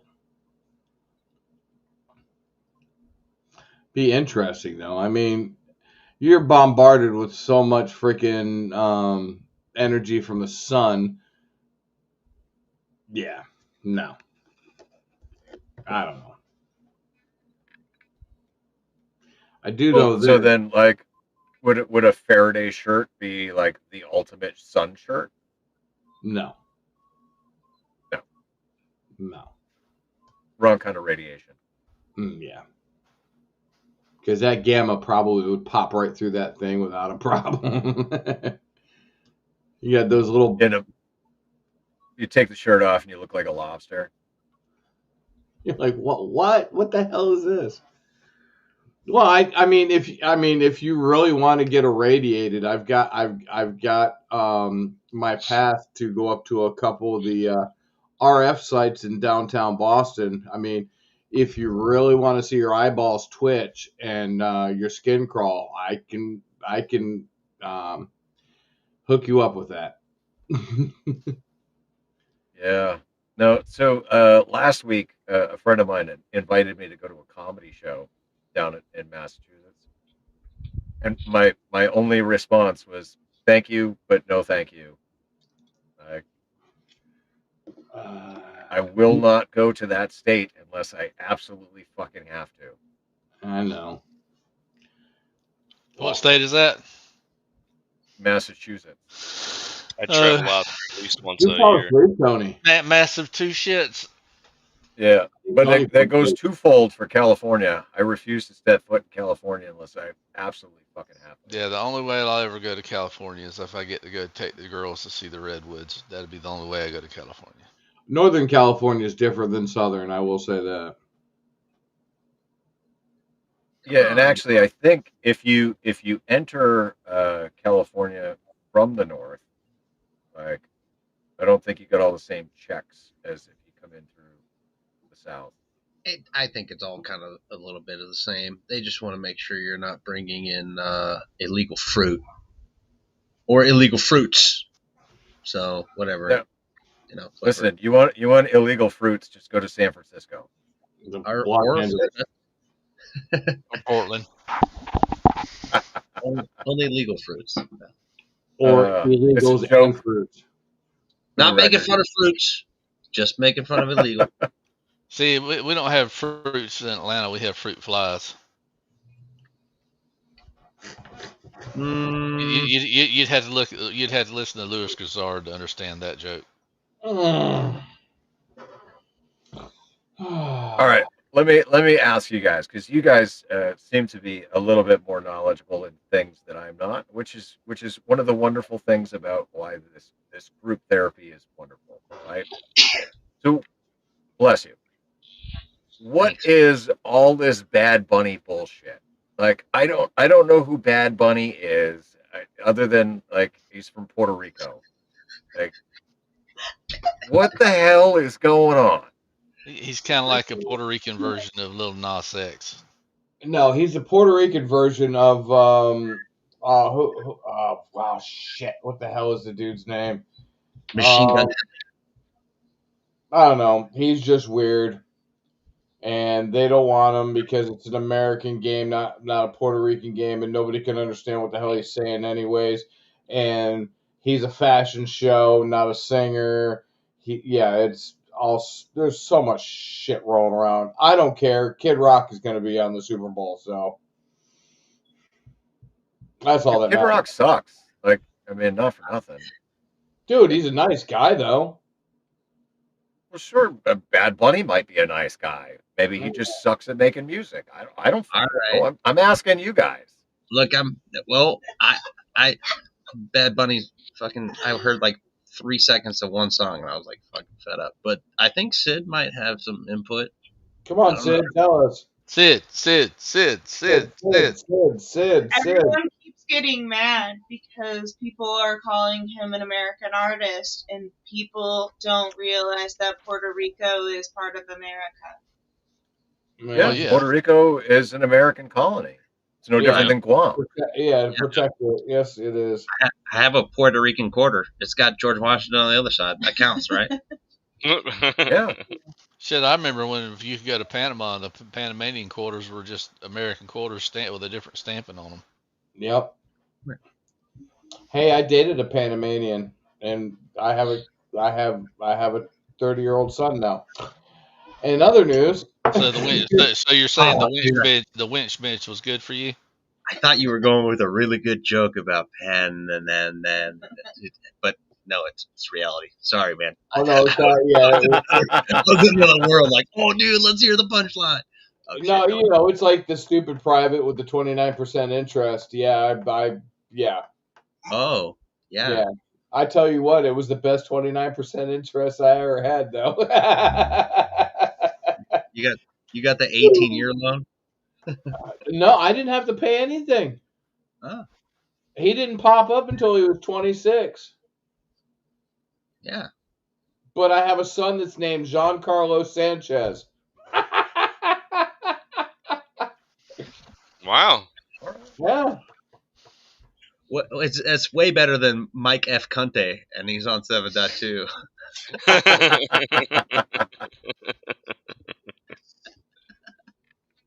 So I just want to point out for real quick here, we have 20 people watching on X. why are they watching on YouTube? I don't know, but we have 20 people watching on X. So No Nice. shit. 20 people on X. Thank you. That means we have 20 people under the age of 35 that could possibly be watching. Awesome. I'm Hey, talking. share it to your other X buddies, your Twitter buddies, Twidgets. yeah, and I found there's a chat on X, so feel free to chime in the chat there. That's awesome. So my son, I call him JC, not to be confused with Jesus Christ, but I call him JC. The last 4 years we've got to know each other, and now I call him my Dirty Sanchez. Nice. Come on, that's funny. I hope you have he has a term of endearment for you. Yeah, old fat fucking old man. Sperm donor. I love all my boys. I don't care who I probably got like 5 or 6 more someplace that I don't know about. Thank God. Oh, you know what, Grouch? I just had a moment. Starting out the original series of The Weekend Warrior, we used to have a more scripted kind of a conversation, and we had topics that we pre-planned out and we actually discussed. Other than the wild shit we got going on now, you weirdos. But we did start with a topic. Yeah. I'd like to propose just a short topic, maybe just an insight into you fellows. I just recently came across a soldier that broke almost all 3 of the cardinal rules of the military, and I'd like to now profess those rules to you all again. Rule number 1: don't fuck anything with a cat card. Rule number 2: never stick your dick in crazy. And rule number 3: never buy a car within 50 miles of a military base. Oh God. So, see, I thought you were going to give a safety brief. if That's pretty close. if Right. This is the preamble for the safety brief. for all of our ex-listeners, watchers, right? If we're playing the put the finger down game, How many fingers are we starting with? I'm just saying. Don't. I might have to No use some quicker. toes. Oh, Tony's broke the rules. See, he's done it. I'm just saying. Don't do it. Don't do it. But for real, How many fingers are we starting with, Cody? only the 3. That's all you get. Don't break the 3 cardinal rules. Oh, then You I'm know? good. I got one left. Yeah, I got one left. Yeah, you see, you're The one that I never did was I never bought a vehicle close to post. I See, did. I was stupid. I went home on leave and I bought a vehicle. I did, but I bought it from a private individual, not a dealership. I bought a Oh. 2-year-old Chevy Cavalier manual transmission, and some woman pulled out in front of me. I totaled it. I parked it on post. They came and repossessed it, and it never went on my credit report. damn. oh, Wow. I thought he was going to tell us the story of the hat trick. I bought a car from a soldier. Picked up a girl who has a cat card. She had red hair and crazy as fuck. You know. Oh And he knocked her up. That was the Panamanian that was a crazy, and then the car. Yeah, well, if you're Panamanian, that's kind of in your genetic DNA to be crazy. Oh, God. But yeah, don't break the cardinal rules, boys and girls. All right, for all y'all too. Yeah. And her father was, and her stepdad was a sergeant major. Oh boy. Run. See, I was waiting for the don't add to the population, don't subtract from the population, and don't end up in jail. Yep. And don't it? And if you do, be sure to establish dominance. Yes. Oh. And the only time you're allowed to really fuck up is if you create a new safety brief. Yeah, that was the best part of the safety brief. It was like, hey, whatever you do this weekend, don't end up in next weekend's safety brief. That was it. That should be cardinal rule number 4. Don't. Yeah, we had one of those. Don't end up in next week's safety brief. It's kind of like the Fed electrician says: it's never a war crime the first time. Exactly. Thank you, Canada. I've got a ham radio / military / MP story. So the MPs back in the 90s, they all had VHF and they all had analog. There was no such thing as digital. Everything was analog. So, Because you're old. What's that? Because you're old. Yeah. So going around post, there was a couple good-looking MPs, and they were always on patrol at night. And so we would have my radio in my buddy's car, and every time we go past her, we go, "Hey, beautiful," on the radio, but just on the output of the repeater, so it sounded like she was just receiving. Every time we saw her, "Hey, beautiful," and you see the brake lights come on. You're like, "Oh shit, go, go, go!" Menace. That was fun. Dude, we had so much fun with comms back in the day. They're like, "Hey, how you ordering that pizza?" What pizza? Cigars. It's called Auto Patch, baby. Hey, can you deliver this pizza to this gate? We'll leave you a tip in an envelope. Just leave the pizza there. Come back to the CP, and they're like, "Where the hell did you get pizza from?" Just found it outside the gate. Somebody left us pizza outside the gate.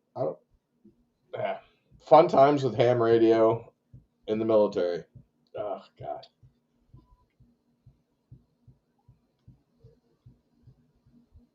I never learned how to use a radio in the military. It was just, all right, turn it on, clip the earpiece in your helmet, and then I had my cheat sheet written in my notebook of what I needed to say and how I needed to say it, and that was it.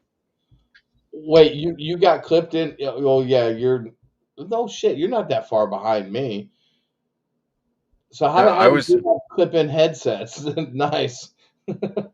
It was the old style the phone looking one, Oh and yeah, it had yeah. the hook on the back, and you Yeah, hook the hook on your in your helmet On strap. your, let's your be honest. Yeah. The hook always broke, so you had to fucking electrical tape an half an MRE spoon on that motherfucker. If you had some shitty comm guys and they didn't get you new ones. No. So, yeah, fuck those comm guys. You know, they're always taking the O-rings out of the connectors. Fucking savages. Man up, stick it in there. Keep your tongue out of it. Rule number Yeah, don't clean it with your tongue. The bad. 5. That's how you do it, Sergeant. Fucking weirdos. That's how you get COVID, you fucking nerds.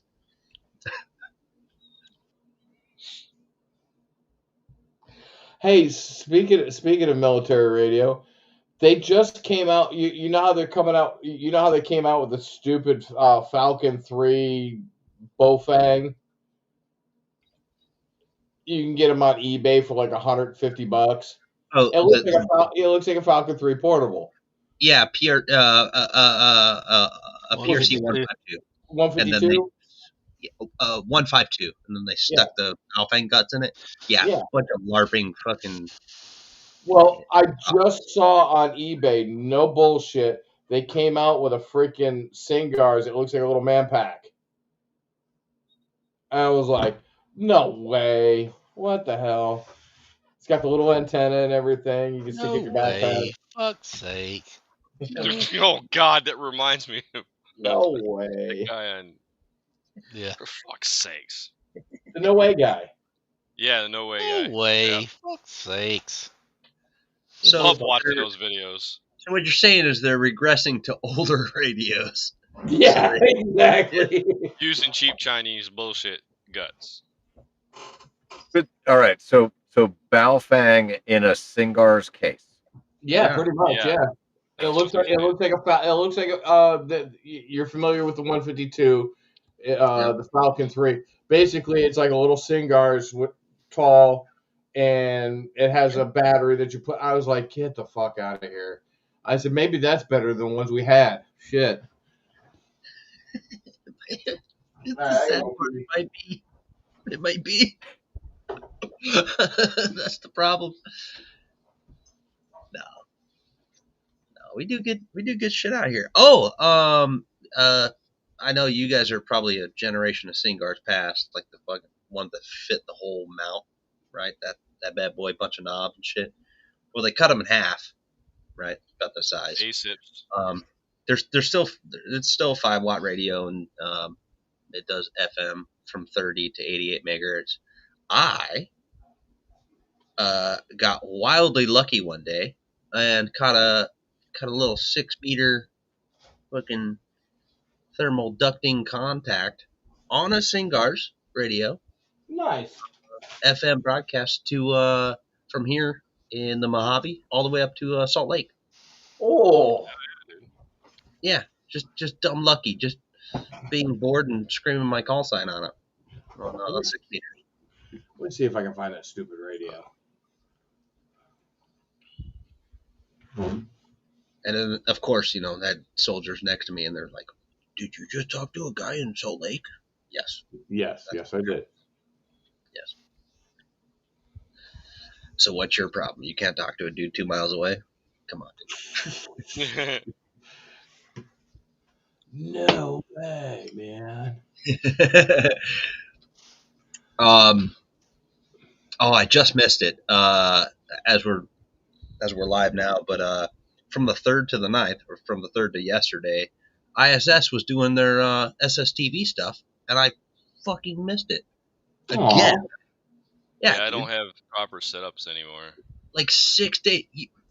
Look, you don't need a proper setup, man. You need a cell phone and a fucking Baofeng and just time. I've had technically. So when I first started out, all I had was Yaesu FT 2400 and a set of headphones similar to this, and I bent the fucking microphone right over the top of it with SSTV going into my computer, or the MSSTT, whatever, and it downloaded pictures just fine. Yeah, man. Yeah. I got the app on my phone, and I mean, it works. It works good enough. Yeah, I like it pretty good. I like it where I can just leave it set up on the computer running, but I don't have digital set up here in the house anymore. I think if we're gonna, okay, maybe I'm too young in my SSTV ventures, but I noticed the difference between modes like Scotty and Martin and stuff like that. Like, you know, the UK guys like using Martin, I think, or Scotty, or the opposite, and then the old versions of like PD 120. But when I get on 20 meters SSTV frequency, I always like kind of find myself looking for the call sign first before I jam my phone up to the mic, because those dudes are wild, man. They don't standardize which mode they're going for. They just send it. And my goofy ass is like mid transmission, like trying to find which mode actually fucking fits the damn thing. And then I just get like a bikini line of legs.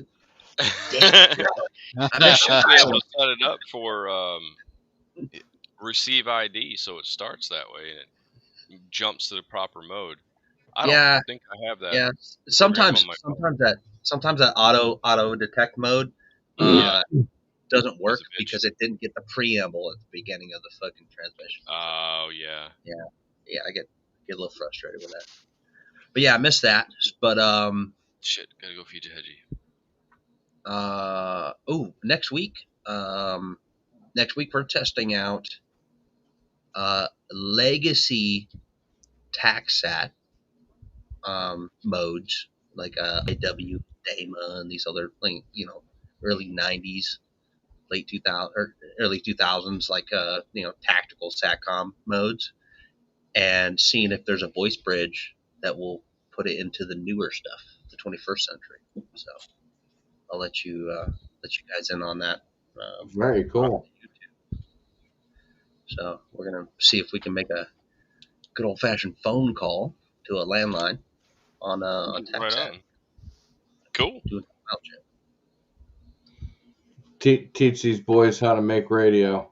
Well, I got bored and we didn't have the crypto key, so I fucking listening in on the Navstar satellites, and we were listening to the Colombian drug lords. Is that the satellites that the logger companies are also using illegally down in South America? Yeah, man, they're radio. Brazilian truck drivers. Yeah, on the U.S. millbirds. That's some funny ass shit. Well, all they are is garbage in, garbage out. So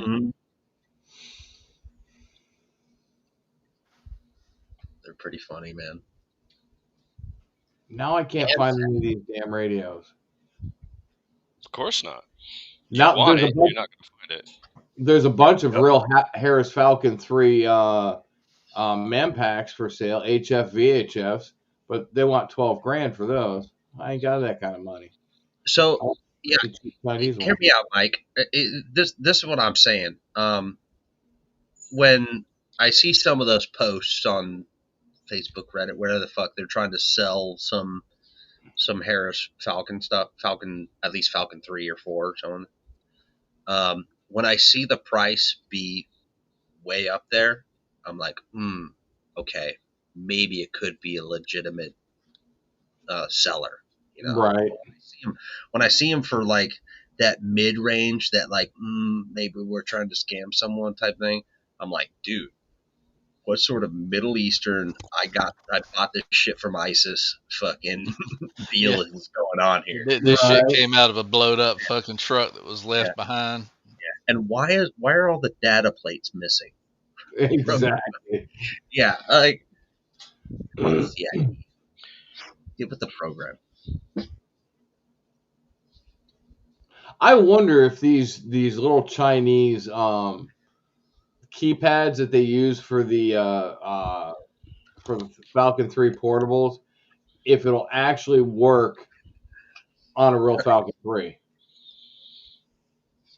The little like wrist deals that Yeah. go down. Oh, Yeah. yeah, absolutely they will. You just have the right That cable and shit. sounds pretty good. Really? The KDU, the key display unit. Yeah. Yep. Absolutely. That's a trip then. Okay. That's weird. I saw a table of Harris radios at Nearfest, and not a single one was priced under $600. I bought mine for $500, my XG100. I don't doubt that. That XG100 is phenomenal though, man. It's full spectrum. I love it. But it's the commercial civilian model of it, but I would love to get a Falcon, a real one, just to have it. Don't look at me in that tone of voice. Hey, man, I just mount it up in the shack here. Well, what are you saying, Mike? Are you talking about something fall off the truck? Are we talking a handheld, or are we talking like a man pack? We're talking about man pack. The look on his face. Well, there's actually I've noticed there's quite a market for the Falcon 1 series. Yeah, I've seen that too, which is interesting. Also, which I have one. And it's great for HF, but something's wrong with the tube, the alignment. It doesn't have tube, but there's something wrong with the alignment on it, and like it's so bad it can't even hear WWV. Oh wow! I'm like, oh, damn. Shit. I wish I had the parts to do that. Send it to Third Shop. Yeah. but I got it for a steal, man. But of course there's no crypto card in it, so that's probably the issue with it being able to receive some stuff. So I don't know, bummer, but we'll work with that. I'll keep an eye out, man. You know, any one of those things that show up without the serial number on it. Yeah, you know, just you know, I'll let you know. Something floating around. Yeah. You know, I mean, I got an ACOG that fell off the back of a truck. You deserve that. Ooh, do you have one with the scripture written on it still, or with it gouged out? No, it's still intact. You know what I'm talking about? Yeah. Yeah. Yeah. That was a while. I actually have one of those I got years ago. A buddy of mine gave it to me. He's like, "Here, put this in your collection." Right next to my night vision rifle scope and that Grouch got to see last weekend. Yeah, that thing was cool as hell. You know how many idiots walked up and flipped the fucking lid on that thing, and I wanted to punch every one of them?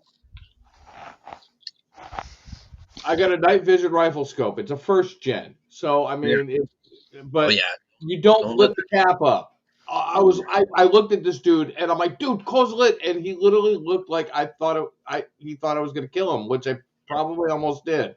It's an antique, motherfucker. Don't do that. I'm like, it works. Don't. He's just like flipping it up and looking through it, and I'm like, no. Let me stare at the sun. I was about to tape the son of a bitch closed. That's funny. Dude, that's what the pinhole's for, man. Thank you. All right. Well, now that it's been exposed to the sun, I'll give you $5 for it. I'll give you 20. I don't even know where that thing's packed at from when I came back from the Hamfest. I got to figure out where it's at. But I'm like, I want $800 for it. Dude just looked at me like I was crazy. I said, "Do you want to pay me more?" I'm Ron Burgundy. Exactly.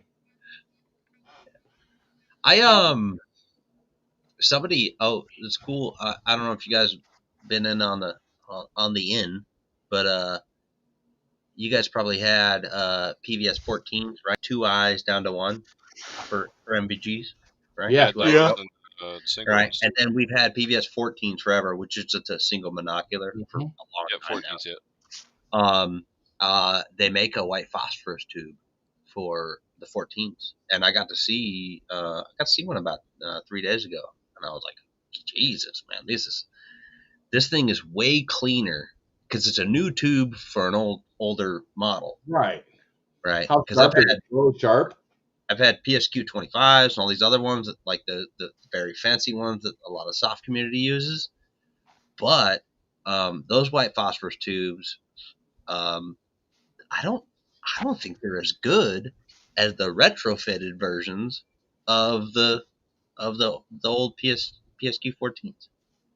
Very Wow. clean. Yeah, I was super surprised, but Not a lot of noise. no, it's super clean and Wow. very sensitive to light though. I mean, I tell you, from what I've As it seen, and should I, be. and I know I've been out of game for a while, so I'm just dealing with like secondhand info and stuff. But from what I've seen, Tony the Starlight Scope boy. oh yeah, I remember those. So anyway, I was looking at this digital night vision.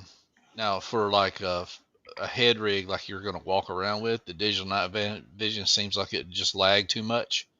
But as far as Mhm. like a scope goes, digital night vision is the way to me is the way to go for the pours because it just works and you don't have to worry about the freaking um, daytime nighttime bullshit. It just adjusts. It does its thing. It's awesome.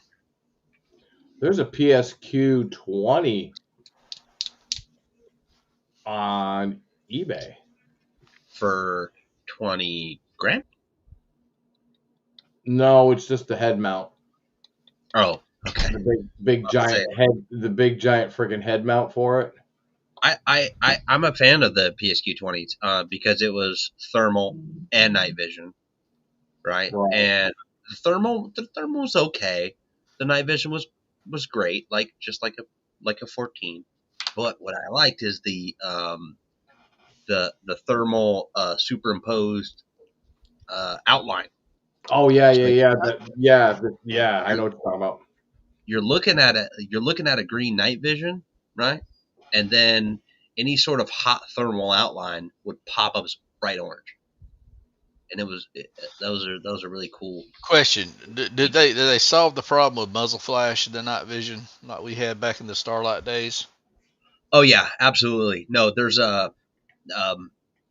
especially with anything that was built probably after maybe 2006 probably. We got to take ours You're- one time, the, and the when you shot the 60, it fucking washed you. You had to do a 2-3 round burst because after that you could after like the second round went off you wouldn't be able to see shit in that scope for a few seconds. See that was just like with the Bradley with the Antas 4 thermal sight.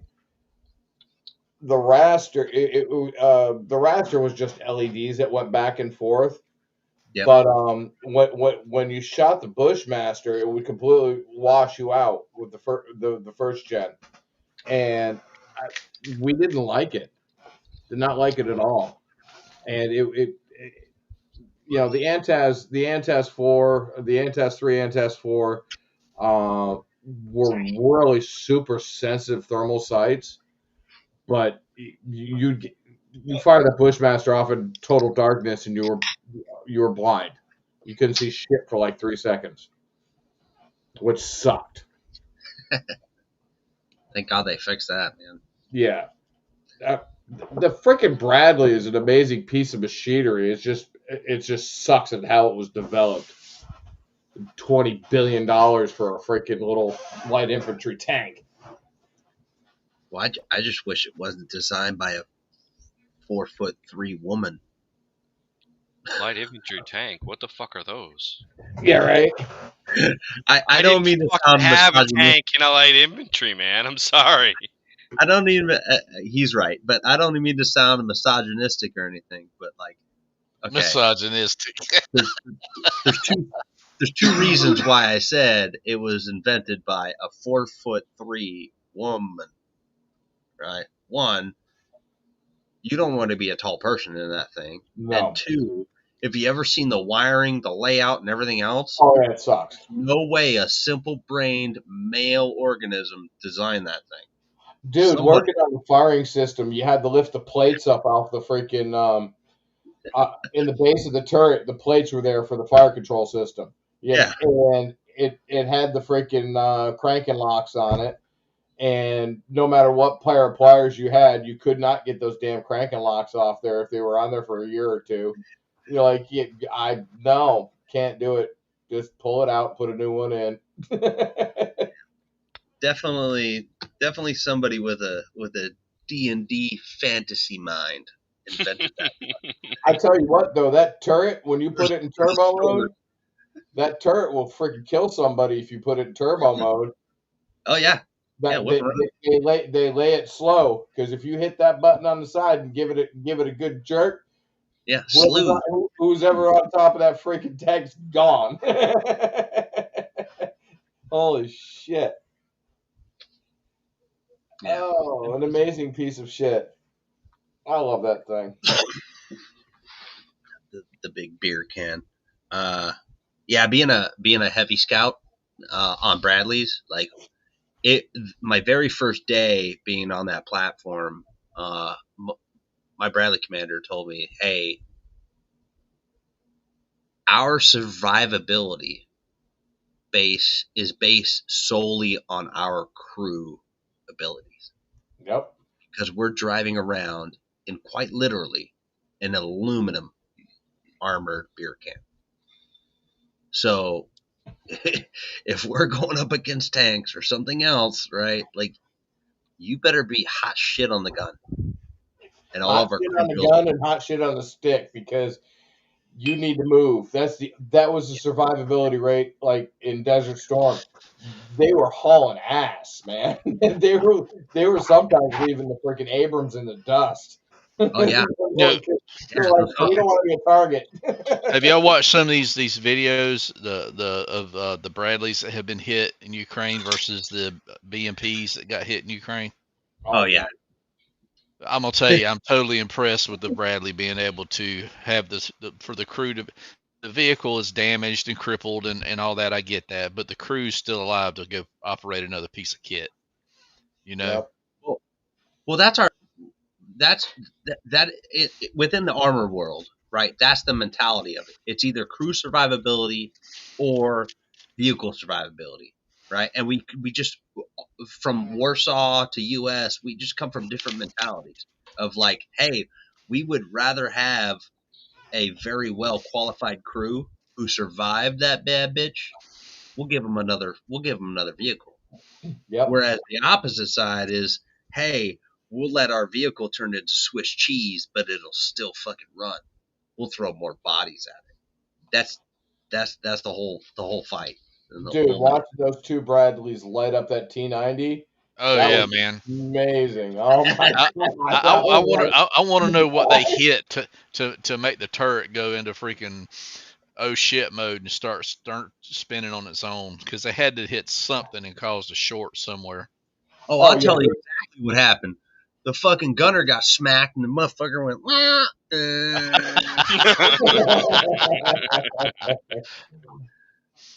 like I said, a short circuit somewhere. Oh, I'll tell you what happened. The fucking gunner got smacked and the motherfucker went, wah,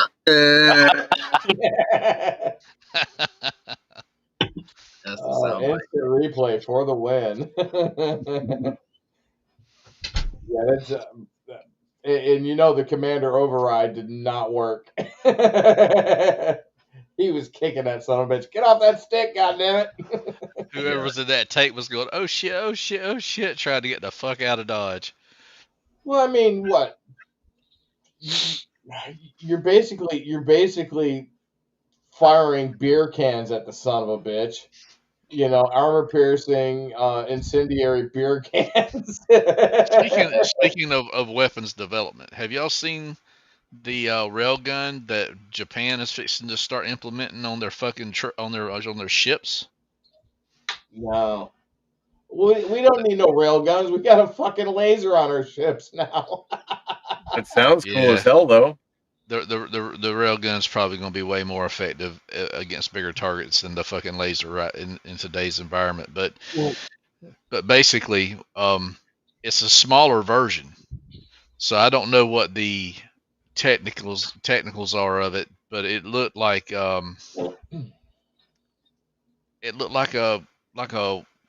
um Come on, Tony, spit it out. trying to remember. It basically looks like a square artillery piece that's kind of shorter than what our rail systems have seen tested. Yeah. So I'm not sure what size projectile it's got or what kind of range it's got, but still the idea of being able to sling a chunk of lead at, like, I don't know, 7 times or 5 times the speed of sound, that's pretty fucking substantial. Yeah, but the power requirements to freaking charge one of them damn things up is gotta be immense. I mean, you almost have to have your own reactor just to run the damn railgun. Come on, Mike. This is Japan, dude. They build all the iPhones. Fuck it. They got the juice. They don't build Yeah. the iPhones. China builds the iPhones. One But of they're assembled in Mexico, so it doesn't matter. them. Japan builds the best ham radios, though. Yes, Uh, except for Yes. that Kenwood shit. Well, they had to degradate the name so they could sell their own shit. See, yeah. Well, according to a fellow ham that's up here, he says Yezu can go fuck themselves because his 891 just died. Really? Oh no! tell him not to spill Yeah. beer on it. He didn't have any beer on. I don't know what he did to it. Did he unplug it, plug it back in? He's done everything, factory reset, everything, and nada. Microphone doesn't work. It's like deaf or whatever. I'd have to talk with him again, but Wait, Took the finals. no output or input. yeah, Completely deaf, completely mute. I think so. Yeah. Well, he needs to plug the coax into the back of it.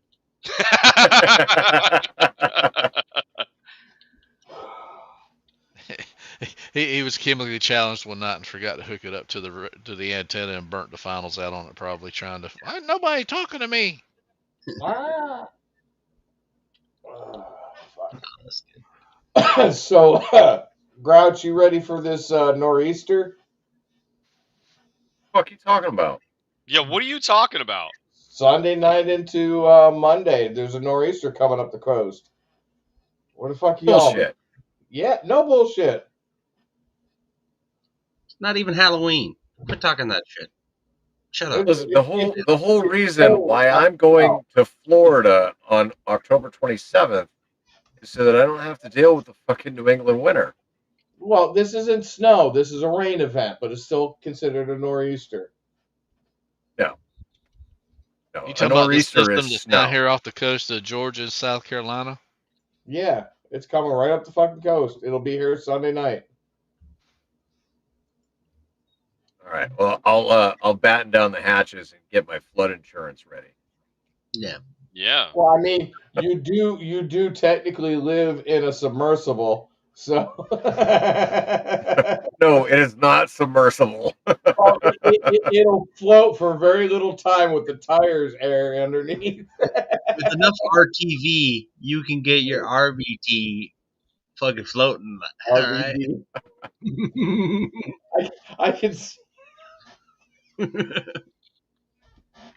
can see him opening up the freaking vent on the top. That's his hatch. He runs out with freaking Flex Seal tape and tapes up the door and the hatches.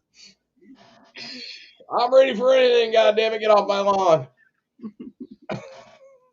As my come back with a warrant fucking welcome mat floats away.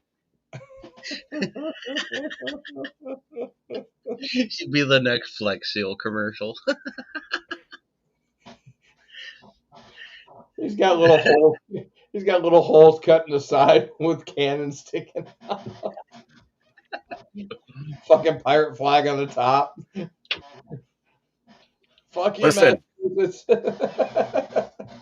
I actually I had the Jolly Roger and the Marine Corps flag. I had them tacked to the ceiling in my man room, right? And so when I took them down, I was like, fuck, like I don't have the ceiling space in here to put a flag on the ceiling. I'm like, what am I going to do with these flags? Um, Apparently, they make this little mount that goes on the tongue jack that'll Oh, hold two flags, Ooh. and so it'll be the Marine Corps flag on one side and Captain Jack on the other. Bless you. is that a Thank ball hitch or no? That's not a fifth wheel. That's a ball hitch. Okay. Yeah, this is a bumper pull Oh, because I didn't want to lose the bed of my truck with a fifth wheel. see his dog out there with a fucking eye patch and hat. Paul's trying to make his RV into the next fucking week's safety brief. Well, I'll tell you, you know, I mean, if I could make the RV go over land and through the water, I dude, I'll go fishing and I'll hang out on the roof.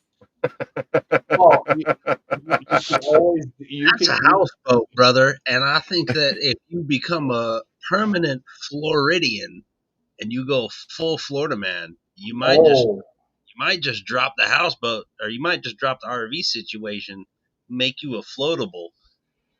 all he needs is those blue 55-gallon cans underneath. Get enough of them. He can, Little pontoon job.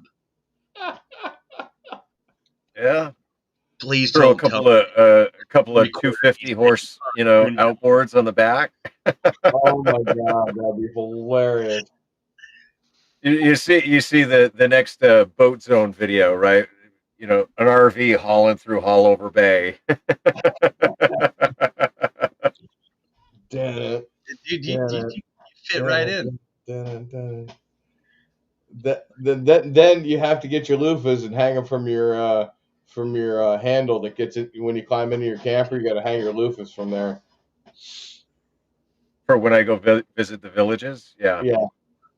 yeah. Oh, I've already been busting Julie's balls about that. I told her what she doesn't know is I'm going to make a Walmart order of pineapples delivered to her house. Make sure that you put specifically in the directions to put the pineapples all upside down on the front stoop. Yeah. There you go, Paul. That's what you need.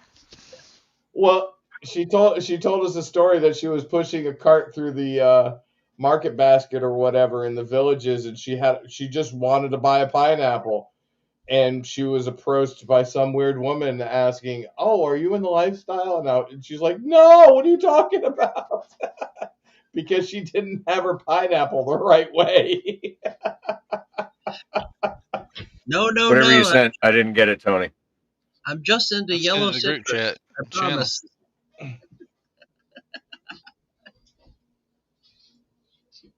What'd you say?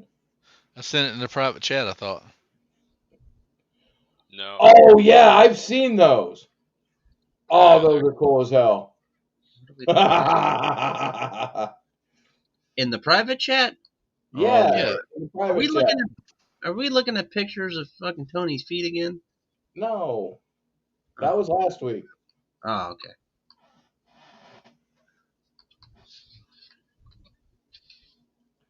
I can barely tell if Tony's smiling or not because that mustache meets his freaking beard. I try my best. That's part of his lore. Tell me that thing is not sick. Are we talking about Tony's feet again? Wow, you're the second person. I just All right. Did you find it, Paul? Yeah. Tell me that thing is not sick. Oh hell yeah! I thought we were talking about. Oh, all right. We gotta share this. We gotta share this. Oh my god, that is sick. Can float on water. Private chat. Oh my god. Dude, that'd be awesome. If that is not just the total Florida man, Ah, still not available. Come on. What? oh hey, who? Who? A Who did what? $67,000 camper? Oh no! Oh, there it is. Oh, you know what? I bet it's because I got my ad blockers. Oh yeah. You know they when they were that company makes that in South Carolina, and when they first took that thing down to the boat ramp to give it real world trials in the intercoastal, they had people calling 911 about an RV that drove off into the damn river. I would have died. Yeah. Pull up the second one, Grouch. This is more your style. It's in the Second private one? chat. It's in the private chat. Why isn't the private chat telling me that there's new private chat? I don't know. Yeah, it's not dinging. It's in the group private. All right. Let's see. There you go. Oh, yeah. All right. There we go. Damn it. And it's only 67,000. That's cheap for an RV that's also a boat. Yeah, no shit. Yeah, but you got to register it twice. That's the only thing that sucks.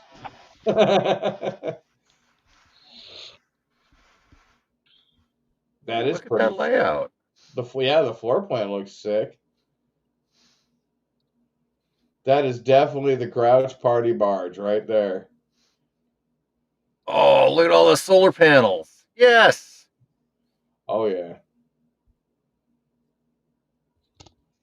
The Grouch Dude, Party I'd be all about it. That'd be so freaking cool. Dusseldorf. Yeah, but it's only available in Europe. The As if Dusseldorf- they're actually towing it with that little fucking Mercedes SUV. Right. Yeah, that's good point. But you forget over there they have diesels in those cars, so probably. Yeah, that's true. Yeah, but look at the Sims. Oh, Yeah, 100%. definitely an AI picture. They got so but cheap. They were so cheap on that one. I don't know. That would be kind of cool. Where did Cody go? Oh, he's back. There he is. He's like, hey, and then he just disappeared. Whoopsies. So I might have clicked the wrong X. All right, whatever. But what I was saying is, whatever happened to that like motorhome boat combo situation, right? It was like a van that they put a boat in the back of that bad boy. Oh, I know what you're talking about. Oh shit. Diesel Brothers bought it. No, it was like a Dodge van. Yeah, the boat slid into the back. Yeah, it was like Yanko or something. It was that thing. Come about wild. this. Yeah, man, that's. I think that's what we all need. I think Come we about all that need. right there. Yep, there it is. That is sick as shit. Yeah. Oh, damn. I think. Ed loves the motorhome. Yeah, man, the motorhome. Yeah. I think Motorhome. 1992 needs to come back. Yeah. They had some cool shit in 1992. The age of flat bottom jet boats. Yep, And, there it is, the motorhome. Yeah, see, that's the thing. Good times, 007. good energy, good fun. Yeah, always good times. That is sick. Oh, see, that's it. That's the banger right there. 270 miles from the sea on a dusty Nevada road. Last thing you'd expect to see is a boat. You know what this thing's missing? Like, hold on. Let me back it up just a smidgen. Okay. Turn down your volume just a hair. Turn down my volume? Yeah, it's Volume on the overloading video. on that video. It's overloading the system. Yeah. Okay. Well, all right. So if you look at this, to me, this looks like a freaking news van. Right. So imagine where that little round porthole is. that you've got a telescopic freaking mast that goes up with a whole bunch of antennas on it. But you couldn't get the bow Hell of the boat yeah. in there, though, dude. Expect to see is a boat. But John is the proud owner of this boater home. Half boat, half van hybrid. Really convenient, fun, it's unique. It's just exactly like an RV, but it floats. It's amazing. Yeah, they didn't make So the many of them. motorhome, just besides the fact it's a boat and a van, an RV, basically. It's a floating RV with a few extra bells and whistles that I put into it. Only With a few 21 of extra these bells and unique whistles. vehicles exist, having Only been built in the 21 of them. 80s and based on a Ford Econoline van. This Yep. motorhome has been in John's family since they were originally created. I Damn. was about 10 years old when my dad called my mom and said, "Bring the kids outside and come see what I'm coming home in." So we're in the street, and here comes this boater home coming around the corner. It was Boater so home. big, and it was all white at the time, and I didn't know what the heck it was. He saw it in Popular Science magazine in the early 80s, and he's like, "I got to have that." About right here is where they chop the van off, and then the rest is fiberglass back with the seamless boat connection, custom swing deck, alpha drive, ladder, underwater lighting. Gives a good about 35-foot sprawl of blue or white or mixed. Very pretty. So this is the boater home. The inside. Right here we got our kitchen counter, Of course, stove, it's all decorated like a AC freaking unit. pirate ship. conventional oven, microwave. Right here's the fridge, dining table area. This goes down, things pull out, makes a bed nice, comfortable for 2 people. This is the bathroom and shower. Almost probably 75% of the boat home's original. I've done a little bit of work to it, made it a little bigger inside, a little more roomy. But the design of what the guy laid out is pretty much original. And then more little hangout area, 2 couches. These fold together and make the bed. So it's bigger than a king this way. Captain chair, helm. This is where I drive. So this is my gauge. I got my fuel, my trim, miles per hour, my stereo, my charger, train horn button. Yes, because you gotta have a You train don't have to horn. tow a boat with your RV and then back the boat in and do all that trailer work. It's really a one-man program. I can do it all by myself, nice and easy. Never have to get wet. That's a great part. Been all over the country with my dad. Personally, I've taken it to California, Dumont Sand Dunes, camped in it there, Lake Havasu, Halloween Island, or hitting Lake Powell. That is so cool. So this that particular boat, that combo, that paint job, I was, oh my god, probably 8, 9, 10 years old, and I've seen that boat on Lahontan Reservoir in Nevada, and I thought it was the coolest fucking thing since sliced bread. Of course, because it's badass. But now that I've grown up just a little bit, I know a little bit about the early 90s. I have a burning question. How many wine coolers were pissed off the side of that fucking thing? Oh, I thought you had another burning question. I was going to say you'd have to go on profile tomorrow. I'm on a profile, hearing profile. I'm not allowed to listen to bullshit. I was talking no, I was talking about that burning sensation. Going a sick call for some VD. No, but it's pretty cool rig, man. I've seen it in real life. It's fucking wild to see on the road. And you'd be calling out on 14.300, CQ Maritime Mobile. Yeah. Where are you? I'm in the middle of Lake Shasta. What? The fridge was full of Zima. Oh my god. See what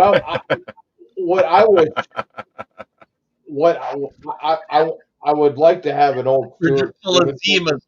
Zimas, you're right, dude. Zimas with Jolly Ranchers in them. Fuck Oh, yeah. God, you guys are fucking teenagers. Blech. Zimas, the original bitch drink. Yep. Fucking disgusting. What happened to those? What sort They of faded right the fuck off. Yeah, they died. Like Red It's Dog been beer. replaced with White Claws. Oh. Yeah. White Claws are garbage, dude. Let's go back to real sugar. Just fucking have wine coolers again. Like, come on, man. I want some 16% fucking fuck you ups. You better go get you some meat then, or go to a brewery. Make Mad Dog cool again. No, don't do that. Mad Dog was cool until the next morning. So Ryan K5TAR says Zimas was involved in his first Article 15. Was he in the Navy? Yep.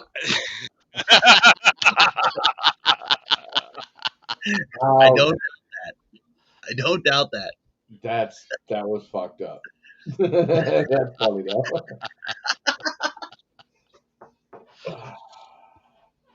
All right, well, boys, we're 3 hours in. We should probably put a bow on things. So let's go around.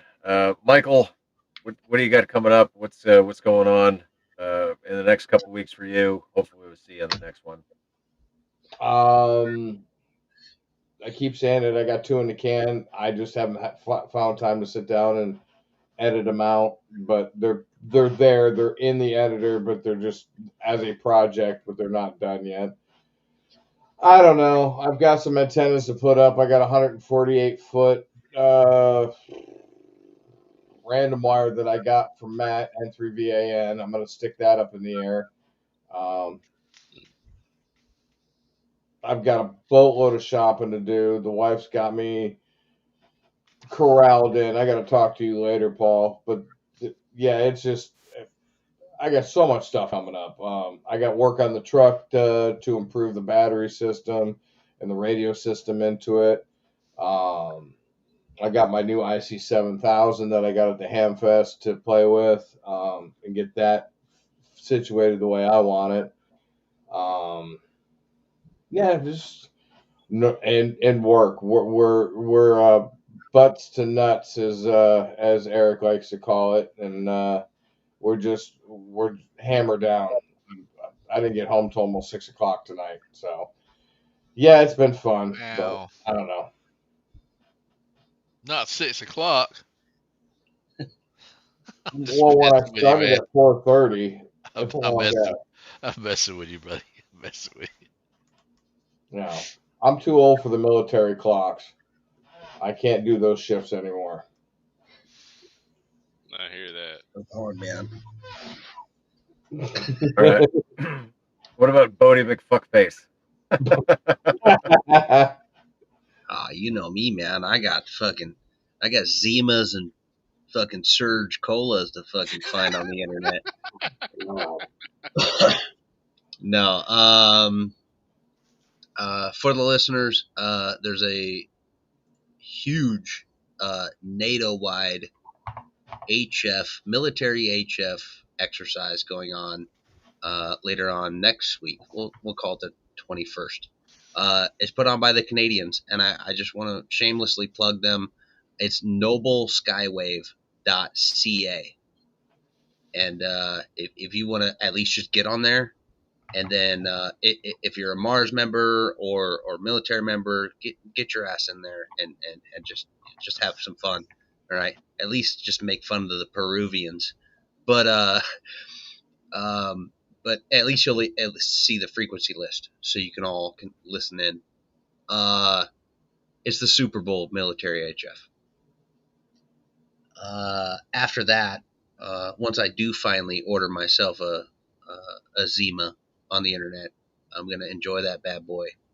And no, you won't. Be ready. No, probably not. And be ready to talk to you guys the next time we do Weekend Warriors, man. And we'll just keep it weird. That's what I'm ready for.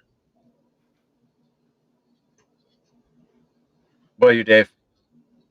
Going to Monster Jam tomorrow, and hopefully next Saturday I'll be on the ice for my first fucking practice of the season. Although the season started last weekend. Okay. Well, better late than never. Yeah, schedule hasn't worked out,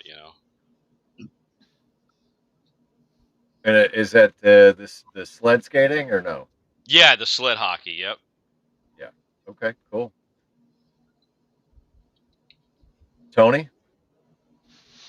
Living the dream, man. Yay. Not a whole lot going on, really. Tony's going to get in Reddit arguments about Arma. Negative Ghost Rider. I stay away from Reddit unless I'm actually looking for something like ham radio related or Yeah. something like Good that. save. Good save. Ain't no save to it. It's a dumpster fire. I hate going there.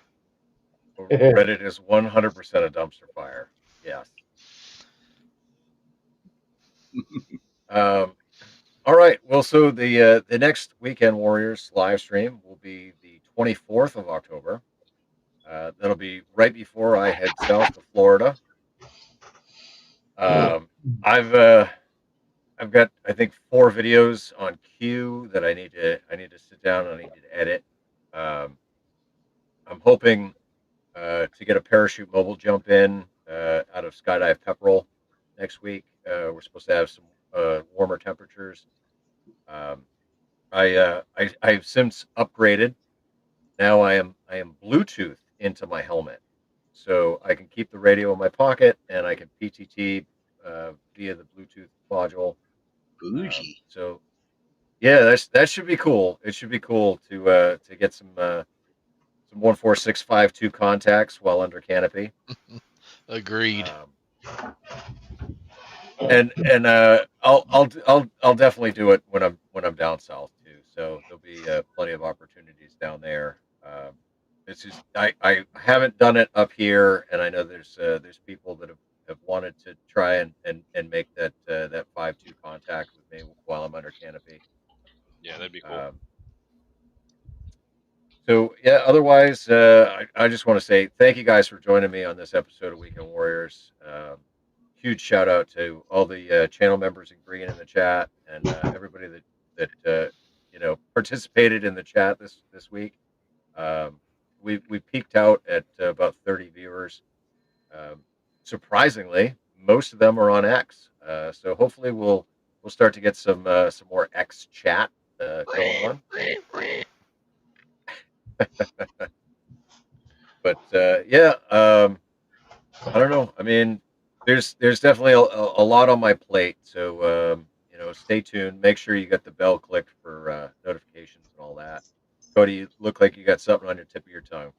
Yeah, man. Right in the chats, dude. Fargus said Pennsylvania CUSA party this weekend. I'm definitely okay. down with PA, man. I think I only need like 4 more counties for to work the whole state. Fuck. I'm busy this weekend. I'm doing. All right. SEMA's in Pennsylvania. Let's go. SEMA's in Pennsylvania CUSO.